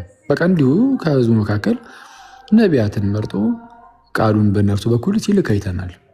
ለነቢይነት ለተለየ አገልግሎት ማለት ነው። እግዚአብሔር አምላክ ለተለየ አገልግሎት ሰዎችን ከማህፀን ጀምሮ እንደዚሁ ሊመርጥ ይችላል። ወስኖ በቃ ለዘላለም ዳኑ ምናምን ብሎ ሌላውን ደግሞ ለጥፋት እየተወ ምናምን ሳይሆን ይህ ከዘላለማዊ ድህነትና ከዘላለማዊ ጥፋት አንጻር ብቻ አይደለም። ምርጫ ከዛ አንጻር ብቻ የሚታይ አይደለም፣ ለአገልግሎትም ጭምር። በሐዲስ ኪዳን ደግሞ ሐዋርያትን መርጧል ጌታችን ኢየሱስ። ስለዛ ለሆነ አገልግሎት እግዚአብሔር ሰዎችን ሊመርጥ ይችላል። ነቢያትንም በሉት ሐዋርያትንም በሉት ኢቨን ከነቢያት በፊት ወይም ደግሞ አስቀድሞ ብሉይ ኪዳን ላይ ህዝቡን እንደ ህዝብ እስራኤልን መርጦ የለም ወይ? እግዚአብሔር መርጧል በራሱ በነፃ ምርጫው። እግዚአብሔር በነፃ ምርጫው ነው ህዝብ እስራኤልን የመርጠው። ህዝቡን እንደ ህዝብ፣ ኔሽኑን እንደ ኔሽን። ስንትና ስንት ህዝብ እኮ አለ። ያ ሁሉ ህዝብ አልተመረጠም። የተመረጠው አንዱ ህዝብ ነው። ምን አድርጉ? ያ ህዝብ የተለየ ነገር ምን አድርጉ? ምንም። በቃ እግዚአብሔር በነፃ ምርጫው ይህን አድርጓል። ያስ ትክክል። በቃ እግዚአብሔር ይህንን ነገር አድርጓል። ግን ይህንን ያደረገው እንዴት ነው ሲባል የሆነ ህዝብን በመምረጥ ያ ህዝብ ለዘላለም ህይወት በቃ ይሆን፣ ሌላው ዓለም ደግሞ ይጥፋ በማለት እንደዚህ ለድህነት በሆነ መልኩ ሳይሆን ገና ከጅምሩ ያ ህዝብ የተመረጠው ወይም ደግሞ ከዛ ህዝብም ነቢያቱ ተነጥለው ሲመረጡ የነበረ ወይም ሐዋርያቱም ቢሆን የተመረጡት ሲመረጡ ለቀሪው ከነሱ ውጭ ላሉ ዓለምም መዳን ይሆን ዘንድ ነው ማለት በእነርሱ በኩል ድህነትም ይሰበክ ዘንድ ምናምን ማለት ነው። ስለዛ እነሱ ለዘላለም ህይወት እየተመረጡ ሌላው እየቀረ ሳይሆን እነዛ ሰዎች ተነስተው መድኃኒቱን ለራሳቸውም ለሌላውም ዓለምም እንዲናገሩ እንዲያሳውቁ ነው ከእግዚአብሔር የሆነውን መድኃኒት። ስለዛ ምርጫ ይለያያል ነው። ምርጫ ሁል ጊዜ ለማዳን ለማጥፋት አይደለም።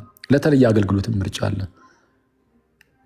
እኔ እናንተን 12ታችሁን የመረጥኳችሁ አይደለምን? ከእናንተ አንዱ ግን ሰይጣን ይላል። ለምሳሌ ራሱ ጌታችን አሁን እናንተ የመረጣችሁኝ አይደለም እኔ የመረጥኳችሁ እንጂ ያለው ራሱ ኢየሱስ እኔ እናንተ 12ታችሁን የመረጥኳችሁ አይደለምን? ከእናንተ አንዱ ሰይጣን ይላል ዮሐንስ 6 ላይ ማለት ነው። ሐዋርያቱን ማለት ነው። ለምንድን የመረጣቸው? ለተለየ አገልግሎት።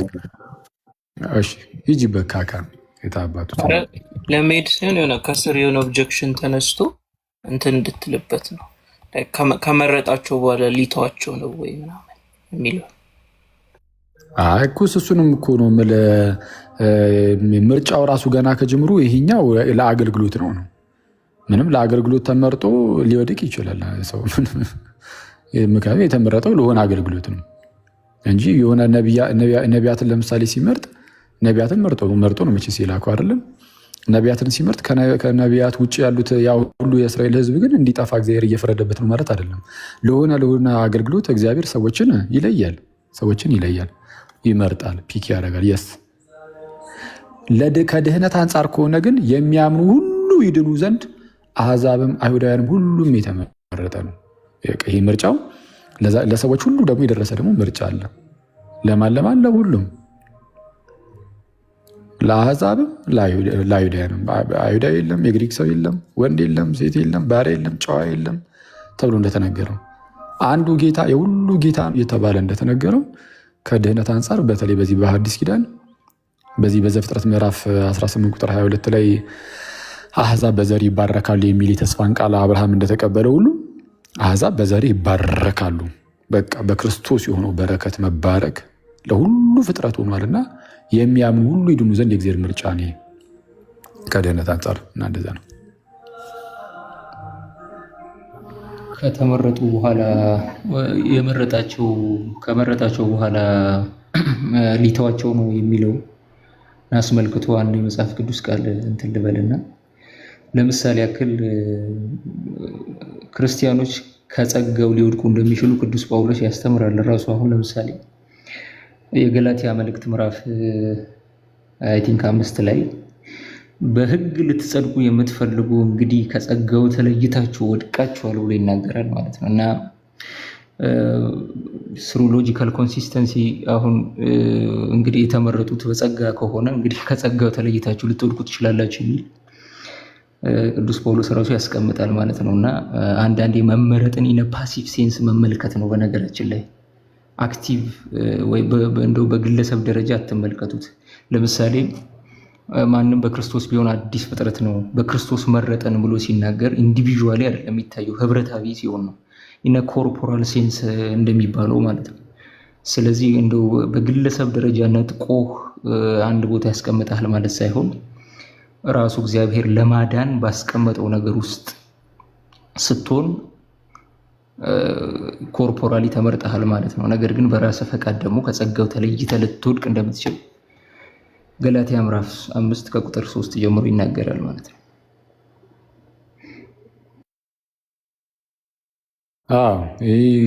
ከዚህ ጋር ተያይዞ ይሄ አንዴ እንግዲህ ከዳኑ በኋላ ምናምን ድህነታቸውን ሊያጡት እንደሚችል ምናምን መጽሐፍ ቅዱስ በጣም በተደጋጋሚ እውነቱን ለመናገር የሚናገረው ልክ ጴጥሮስ በመልእክቱ እንደሚናገረው ነው። ይሄ የዋጃቸውን ጌታ እንኳን ክደው የሚፈጥንን ጥፋት በራሳቸው ላይ ያመጣሉ እንዳለው ማለት ነው። ማንን ክደው ነው የሚለው? የዋጃቸውን ጌታ። ይሄ ማለት ኦልሬዲ ተዋጅተዋል ማለት ነው። ጌታ ተቤዥዋቸዋል ማለት ዋጅቷቸዋል፣ ገዝቷቸዋል፣ ቤዛው ነውላቸው ማለት ነው። የዋጃቸውን ጌታ ስለሚል ኦልሬዲ የተዋጁ እነርሱ እንኳን ሊክዱ ይችላሉ። ግን ይህ ማለት ግን ጌታ ይተዋቸዋል ማለት አይደለም። ጌታ ተዋቸው አይደለም የሚባለው። እረኛው ትቷቸው ተብሎ እረኛው ላይ እንትን እንድንል አይደለም። ሰዎቹ በእነርሱ ነው፣ በእነርሱ ፈቃድ ይህንን ሊያደርጉት ይችላሉ። ልክ ጌታ ኢየሱስ በዮሐንስ ወንጌል ላይ እንደተናገረው ከእጄ ማንም አይነጥቃቸው ነው የሚለው። ስለዛ ከጌታ የሚነጥቃቸው አለ ወይ ከተባለ ኖ፣ በፍጹም ከጌታ ሊነጥቃቸው የሚችል የሆነ ሌላ ኤክስተርናል ፎርስ የለም። የትኛውም ሰይጣን ቢመጣ የትኛውም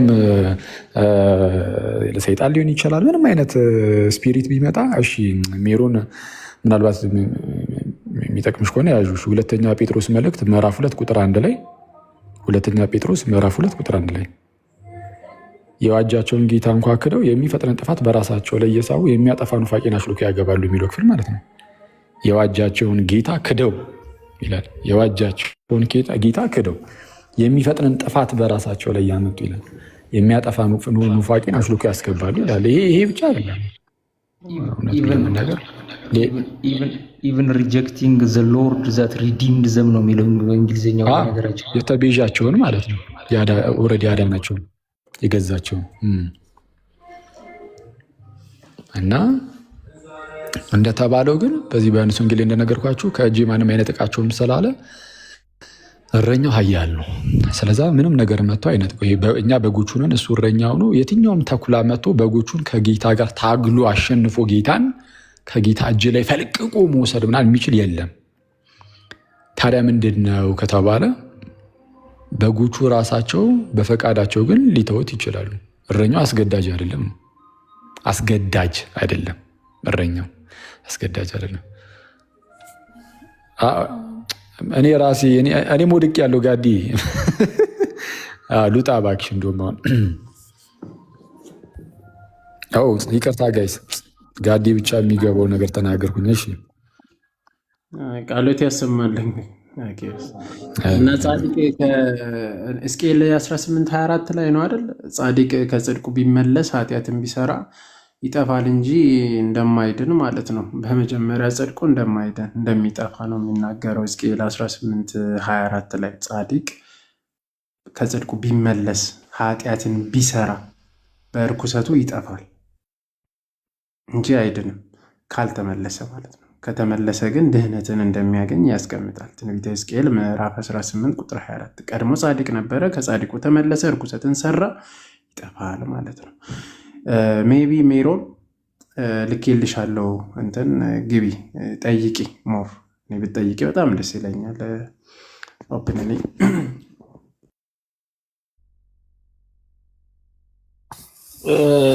እዚህ ጋር ይሄ ማቴዎስ 25:34 ያለው ዓለም ሳይፈጠር በፊት የተዘጋጀላችሁ ኪንግደም የሚለው ላይ እሱ ላይ ሂዱበት።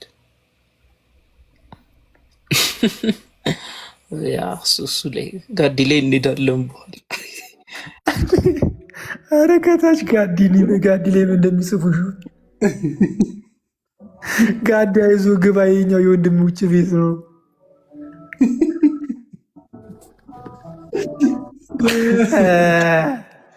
ኧረ ያልቻልኩ በጌታ ሰው ግን ጋዲ አውሪ፣ አይዞሽ አይዞሽ፣ እዚህ ጋር ማንም ጠጥቶ የሚገባ የለም።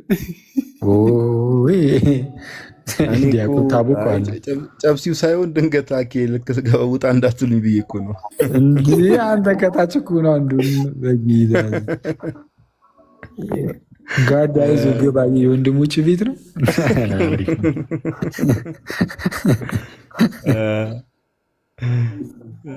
እኔ እዚህ ገፍተር ሳይ እኮ ገርሞኛል እኮ ጨስ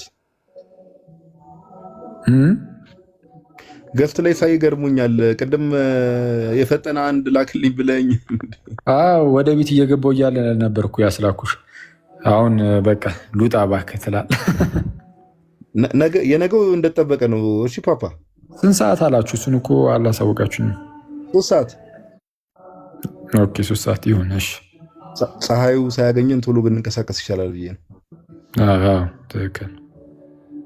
በቃ ጀስት ትፋይ ለማድረግ ነው። እኔ ትንሽ ካካ ያውቃል ሀዘን ላይ ነው ያለሁት። ቀጥሉ። ሰላም ብያለሁ ሁላችሁንም። ዮሐዴ፣ መኩ፣ አቡሻ፣ ናቱ ሁላችሁንም ሰላም ብያለሁ። ይስቦስ እኔ ባይዜ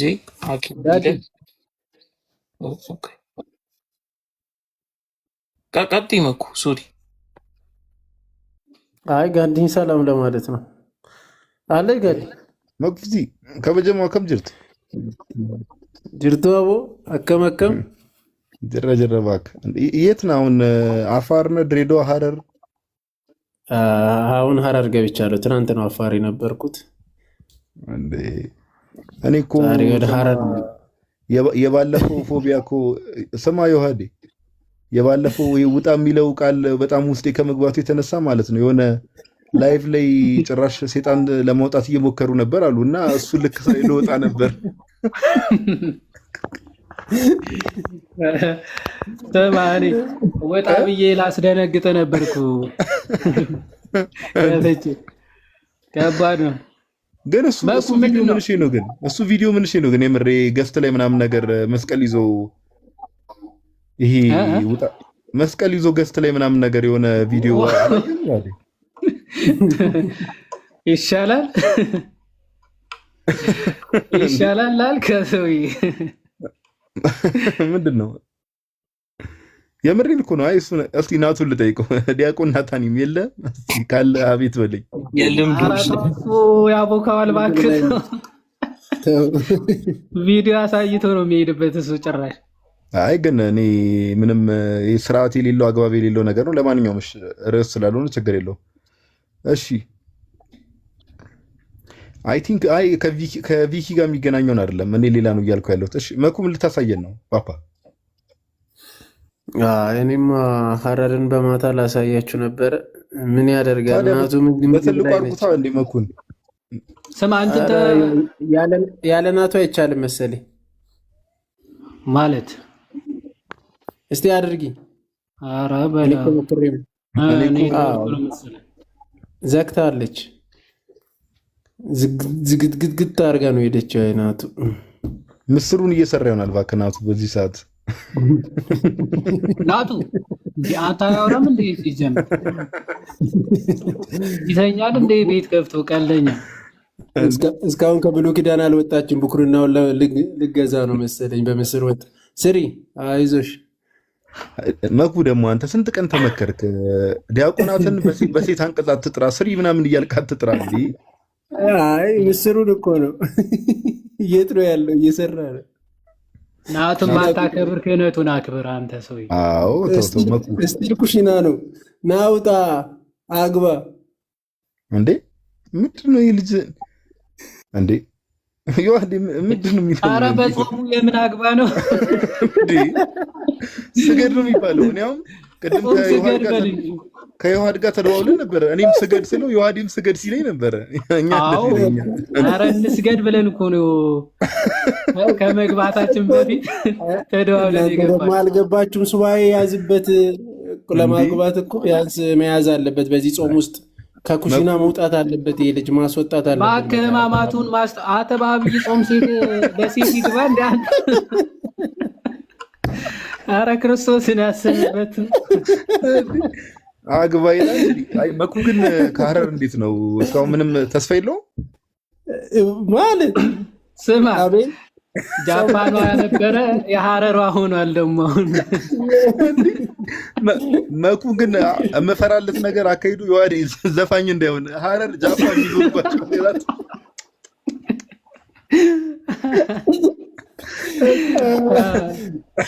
ስማ ነገ ወደ ሶማሌ ነኝ የዋዴ ሚሊዤ ልልህ ኡስታዞች ራስን ጠብቅ ፓፓ። እነሱ ቀልድ አያውቁም። ሾተው ነው የሚያሳዩ አሉ። በእንትን የሆነ ሰው መንገድ እንዳትጠይቃቸው የሆነ ሰው መጥተው በሱ በኩል ታጠፍ ነው የሚሉ አሉ። መኩ ሰማ መኩ ጆሮውን አፍንጫን ተበስተ እንዳመጣ ሶማሌዎቹ ይዘውሽ ኧረ አፋርም ተሻግረን መተናል። እባክህ አፋር የአፋር ቀልድ ቀልደን ነው ያለፍነው ትላለህ። አይ አንቺማ ቀልድሽ ሁሌ እኮ ያፋር ነው። እሺ ምንድን ነው አሁን የምታሳየን? ቆይ ቤተክርስቲያን ነው በነገራችን መድኃኒዓለም ቤተክርስቲያን ነው እንዴ? መስቀል ከጀርባ ይሄ 5 በር የሚባለው ነው። ከዛ ከጀርባው መድኃኒዓለም ቤተክርስቲያን ነው። መስቀሉ ይታያል። የምር አንተ መስቀሉን አላየሁትም ነበር ማለት ነው። እና የሆነ ጃፓን ሄዶ ታወር ስር ቪዲዮ አልሰራም። አሁን ደግሞ አንተ በቃ ግንብ ስር እየሄድክ ትነሳለህ። እኔ የዋዴ የምር መስጊድ ነው የመሰለኝ። መጀመሪያ ቤተክርስቲያን ማን መሰለኝ? ከፊት እንትን ስላለ ነው። ከፊት መስቀሉን ከጀርባ አየሁት። አንተ መስቀልና ከኋላ ከፍ ብሎ ያለው የቤተክርስቲያኑ ጉልላት ነው። ይሄኛው ከፊት 5 በር የሚባል አለ ማዞሪያ ማለት ነው። እሱ ነው እንትን ያደረገው። ድሬዳዋ ግን የተቀበለ ሰው የለም መጥቶ። ድሬዳዋ አልገባውም። አፋር ነው ዛሬ፣ ሀረር ነው። እንግዲህ ነገ ወደ ሶማሌ እንሄዳለን። ሉሲን ይዛችሁ ነው እንዴ እየዞራችሁ ያላችሁት?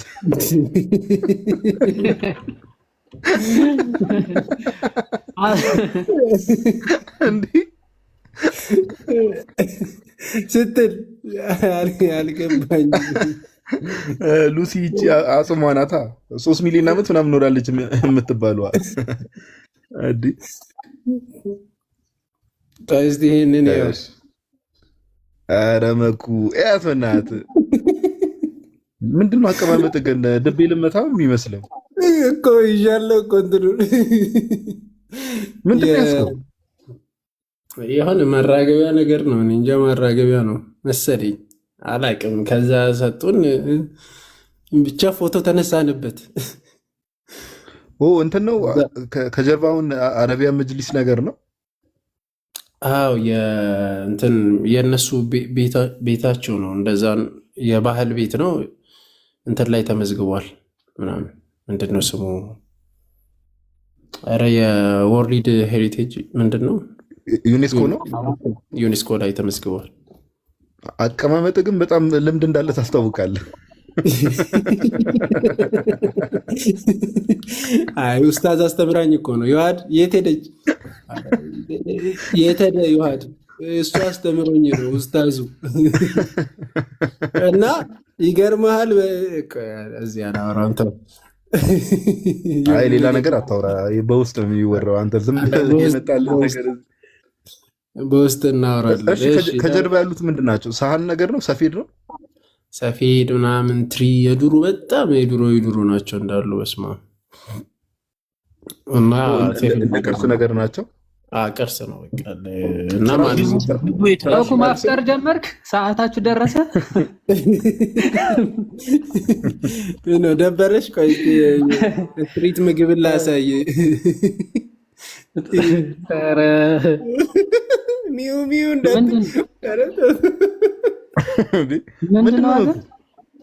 ድንች ይታየኛል። ድንች ምንተው በአዲስ ኪዳን አይከለከልም ሲባል ጉንዳን አብልተሽ መብላት ጀመር። ጉንዳን አብለ ቀንድ አውጣ ነው ጉንዳን። ሀረር ባህላዊ ነው። ታውቃለህ አይደለ? መኩ የሚሄድባቸው ከተማዎች አሁን ባለፈው ጃፓን፣ ቻይና አካባቢ ጉንፋን ሲይዝ ምናምን ነበር። ጉንፋን ሲይዝ የጉንዳን ሾርባ ነው ያበደ መድኃኒት ያበደ። ኧረ በቁተው ቦታ እየመረጥክ እባክህ። አሁን ደግሞ አንተ ደግሞ ጉንዳን ምናምን አይ ያሁኑ ጥንዚዛ ነው። ጉንዳን ሻል ያሉ አሉ ቢነግርህ ማለት ነው። ጥንዚዛም ኖርማል ነው እንዴ? ኖርማል በሉ ሰላም ደሩ። ና በቃ ና መኩ ና ውጣ እንዳለ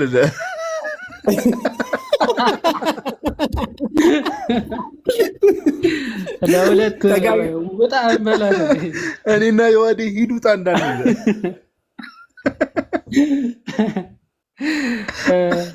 እኛ ጋር ሆነ ፖለቲካ ብቻ ከተማውን እኮ ቅድም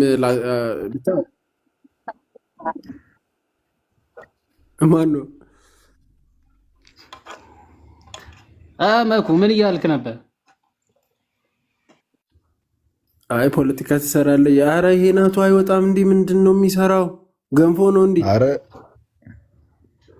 ስማ ወዬ ዋዴ ይሄ አቤል የሚባለው ጭስ አይታችሁታል? አሁን እኮ እንትና ልኮልኝ እያየሁት።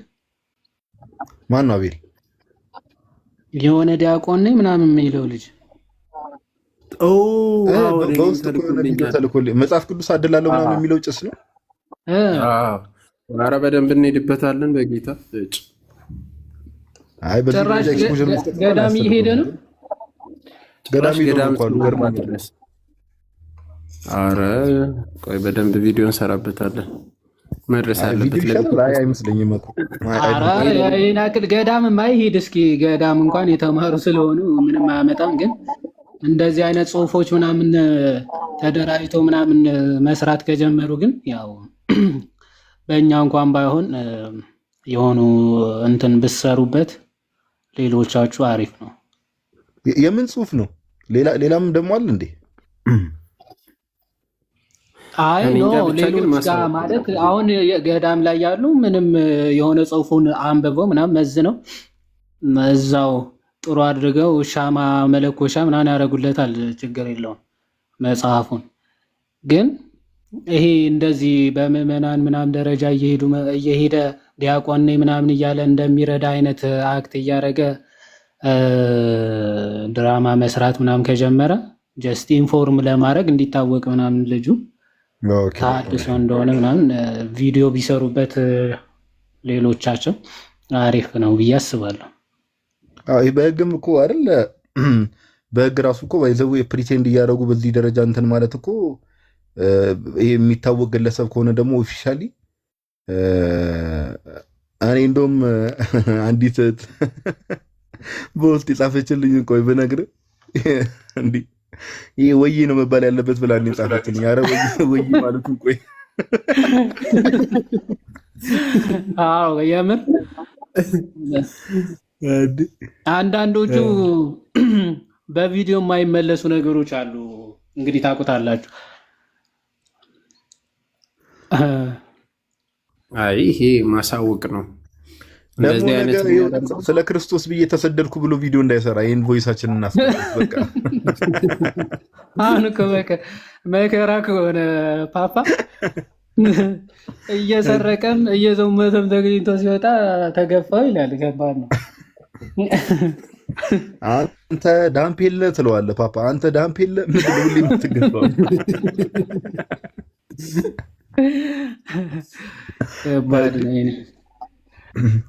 ናቱ እኮ ይህን ምስር ይበላል። በቃ ምንም ልጁ አይወፍር። ታዲያ ምን ይሻላል? በእናትህ ሲጀመር በአንድ እግሯ እየሄደ እኮ ነው። እስቲ እንዲህ አይደለ? እግሯ አይተዋላ? ወደዛ ነው ዳይቭ ቀጥታ የሚወርደው። ናቱ አለሽ ምንድን ነው? ዞሮ እንዳይሄድብሽ ተጠንቀቂ። አታ ቤቱ እኮ ነው የምር ማስወርደው እኮ ሊሄድብኝ ይችላል። አረ ኮሜንት ላይ በስቶሪ ነው የምጀምራት። በስቶሪ ጀምራታለሁ። ትቀልዳለህ። ሰማ ዮሐዴ አንዲት እህት ኮሜንት ላይ አሮ ፍሯል እያለች ነው። እኛን ለማግኘት ብቻ ነው ከቤት የማይወጣው ማለት ነው። አረ ተቀበል እስኪ ማነች እህታችን? እስቲ ግቢ በእናትሽ። እኛን መጣው ደርሻለሁ እያለ ለካ ወደ እህቶቻችን ነው የሚሄደው።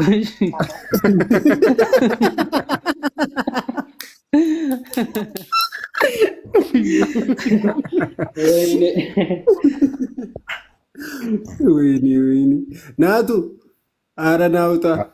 አይ ስልክ ኦር የሆነ ሌላ ስራ መኩ ራበልታ ስልክ ይዞ ነው። አዎ ስልክ ይዞ ነው ሞስት ፕሮባብሊ።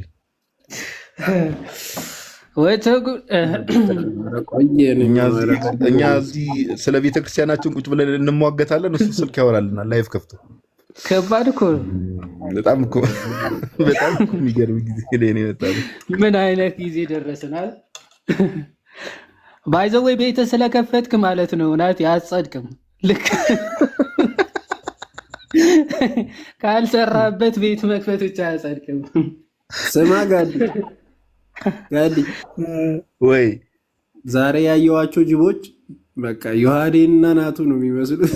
ብድክል አይ የሌሊት ቀልድ መኩ። በዚህ ሌሊት መኩ ቅድም ያልሽውን ነገር አሁን በተግባር አረግሹ እኮ። ከአፋር አልወጣሽም ማለት ነው እስካሁን። እውነትም አፋር ነው ያለው አንተ ልጅ። አትተነው መጣን ትላለህ እንደ ቀልደኛ። ቀልዱን ይዘው እየዞርክ። አይ የቅድሙ ምግብ ግን ያሳይሽ መኩ። አንተ የበላው ነው ወይስ ለጅቦች የተዘጋጀውን ነው?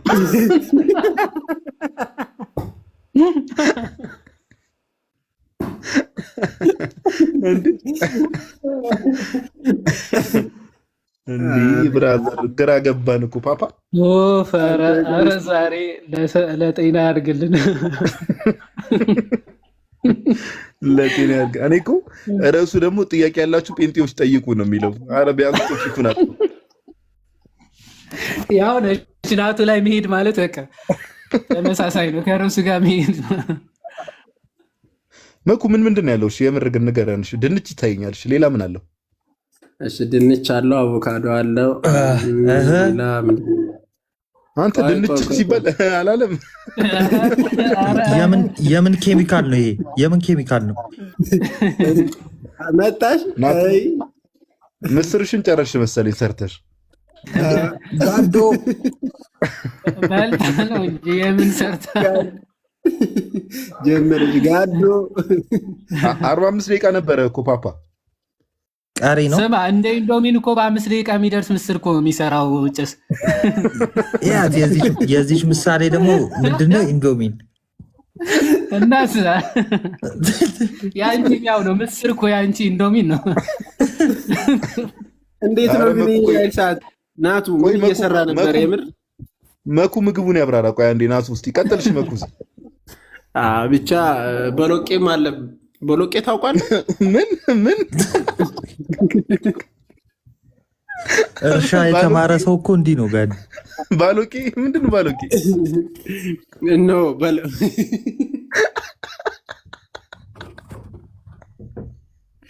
ባሎቄ አላልኩ፣ ቦለቄ ነው ያልኩ። የሆነ ሰዓትማ ቡራቅም ያለ መሰለኝ እኮ።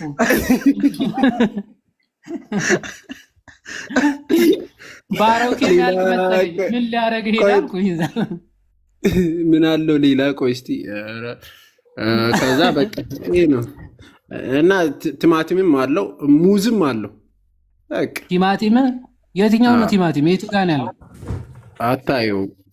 ቲማቲሙ በስልስ መልክ መሰለኝ አይደል? በስልስ አይ ሌላ ፎቶ ላይ ነው ያለው። ጋር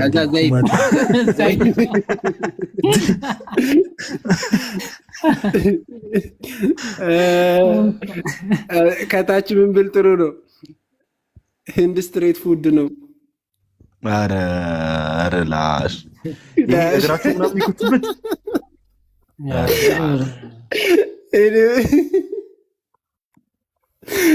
ኧረ እንትኑን እንዳከፍተው ዜማውን።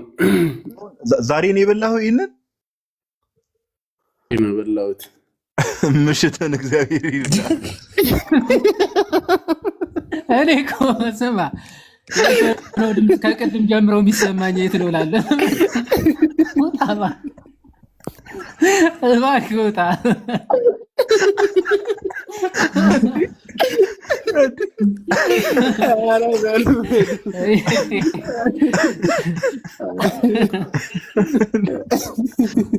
ኧረ ኮምቦ ያስጠላል። በሉ እንዴ ሙዝ፣ አቮካዶ፣ ቲማቲም ሙዝ በቲማቲም አስበዋል።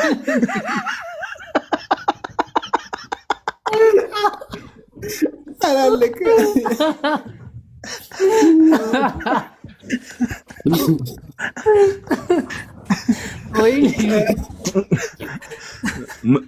መኩ ዝም ብለሽ በሙድ አታርፍም። ይሄንን ብበላ አይ መኩ ዝም ብለሽ በሙድ ከተማውን ኮሪደር ልማቱን እያልሽ ወክ እያደረግሽ ነው ማደር ያለብሽ።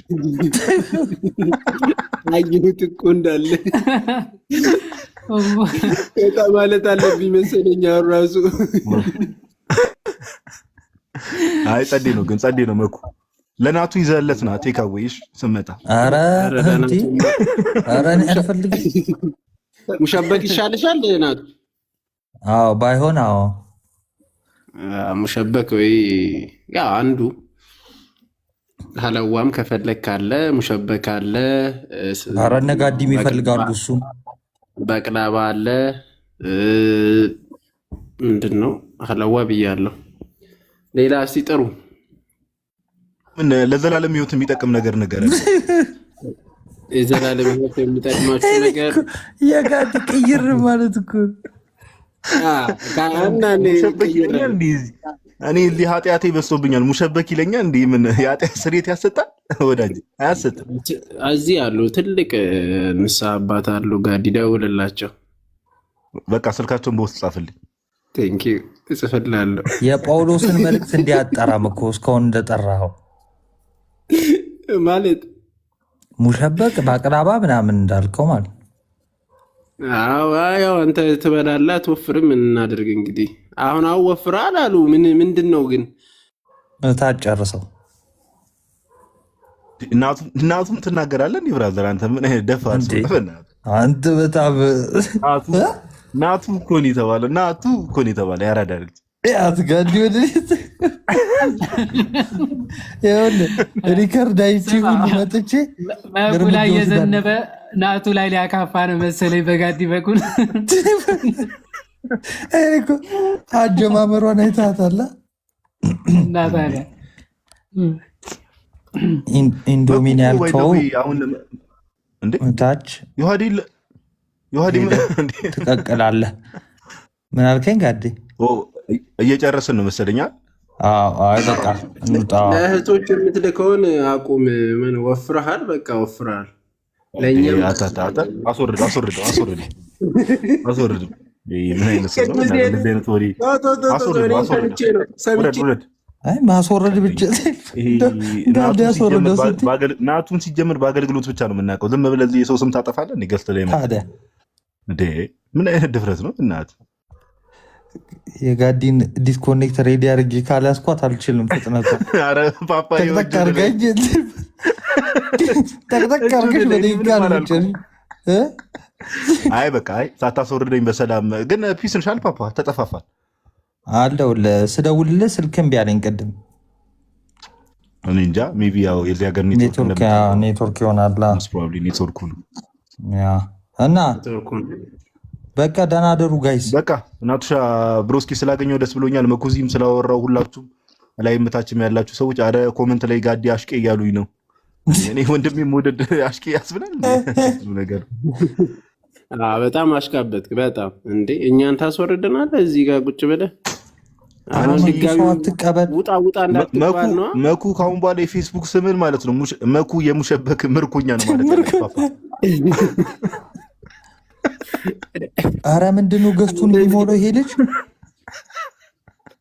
መኩ ጥያቄ ያላችሁ ጠይቁት። በሉ ሰላም ደሩ ተወዳጆች። በቃ ጋይስ ደህና ደሩ።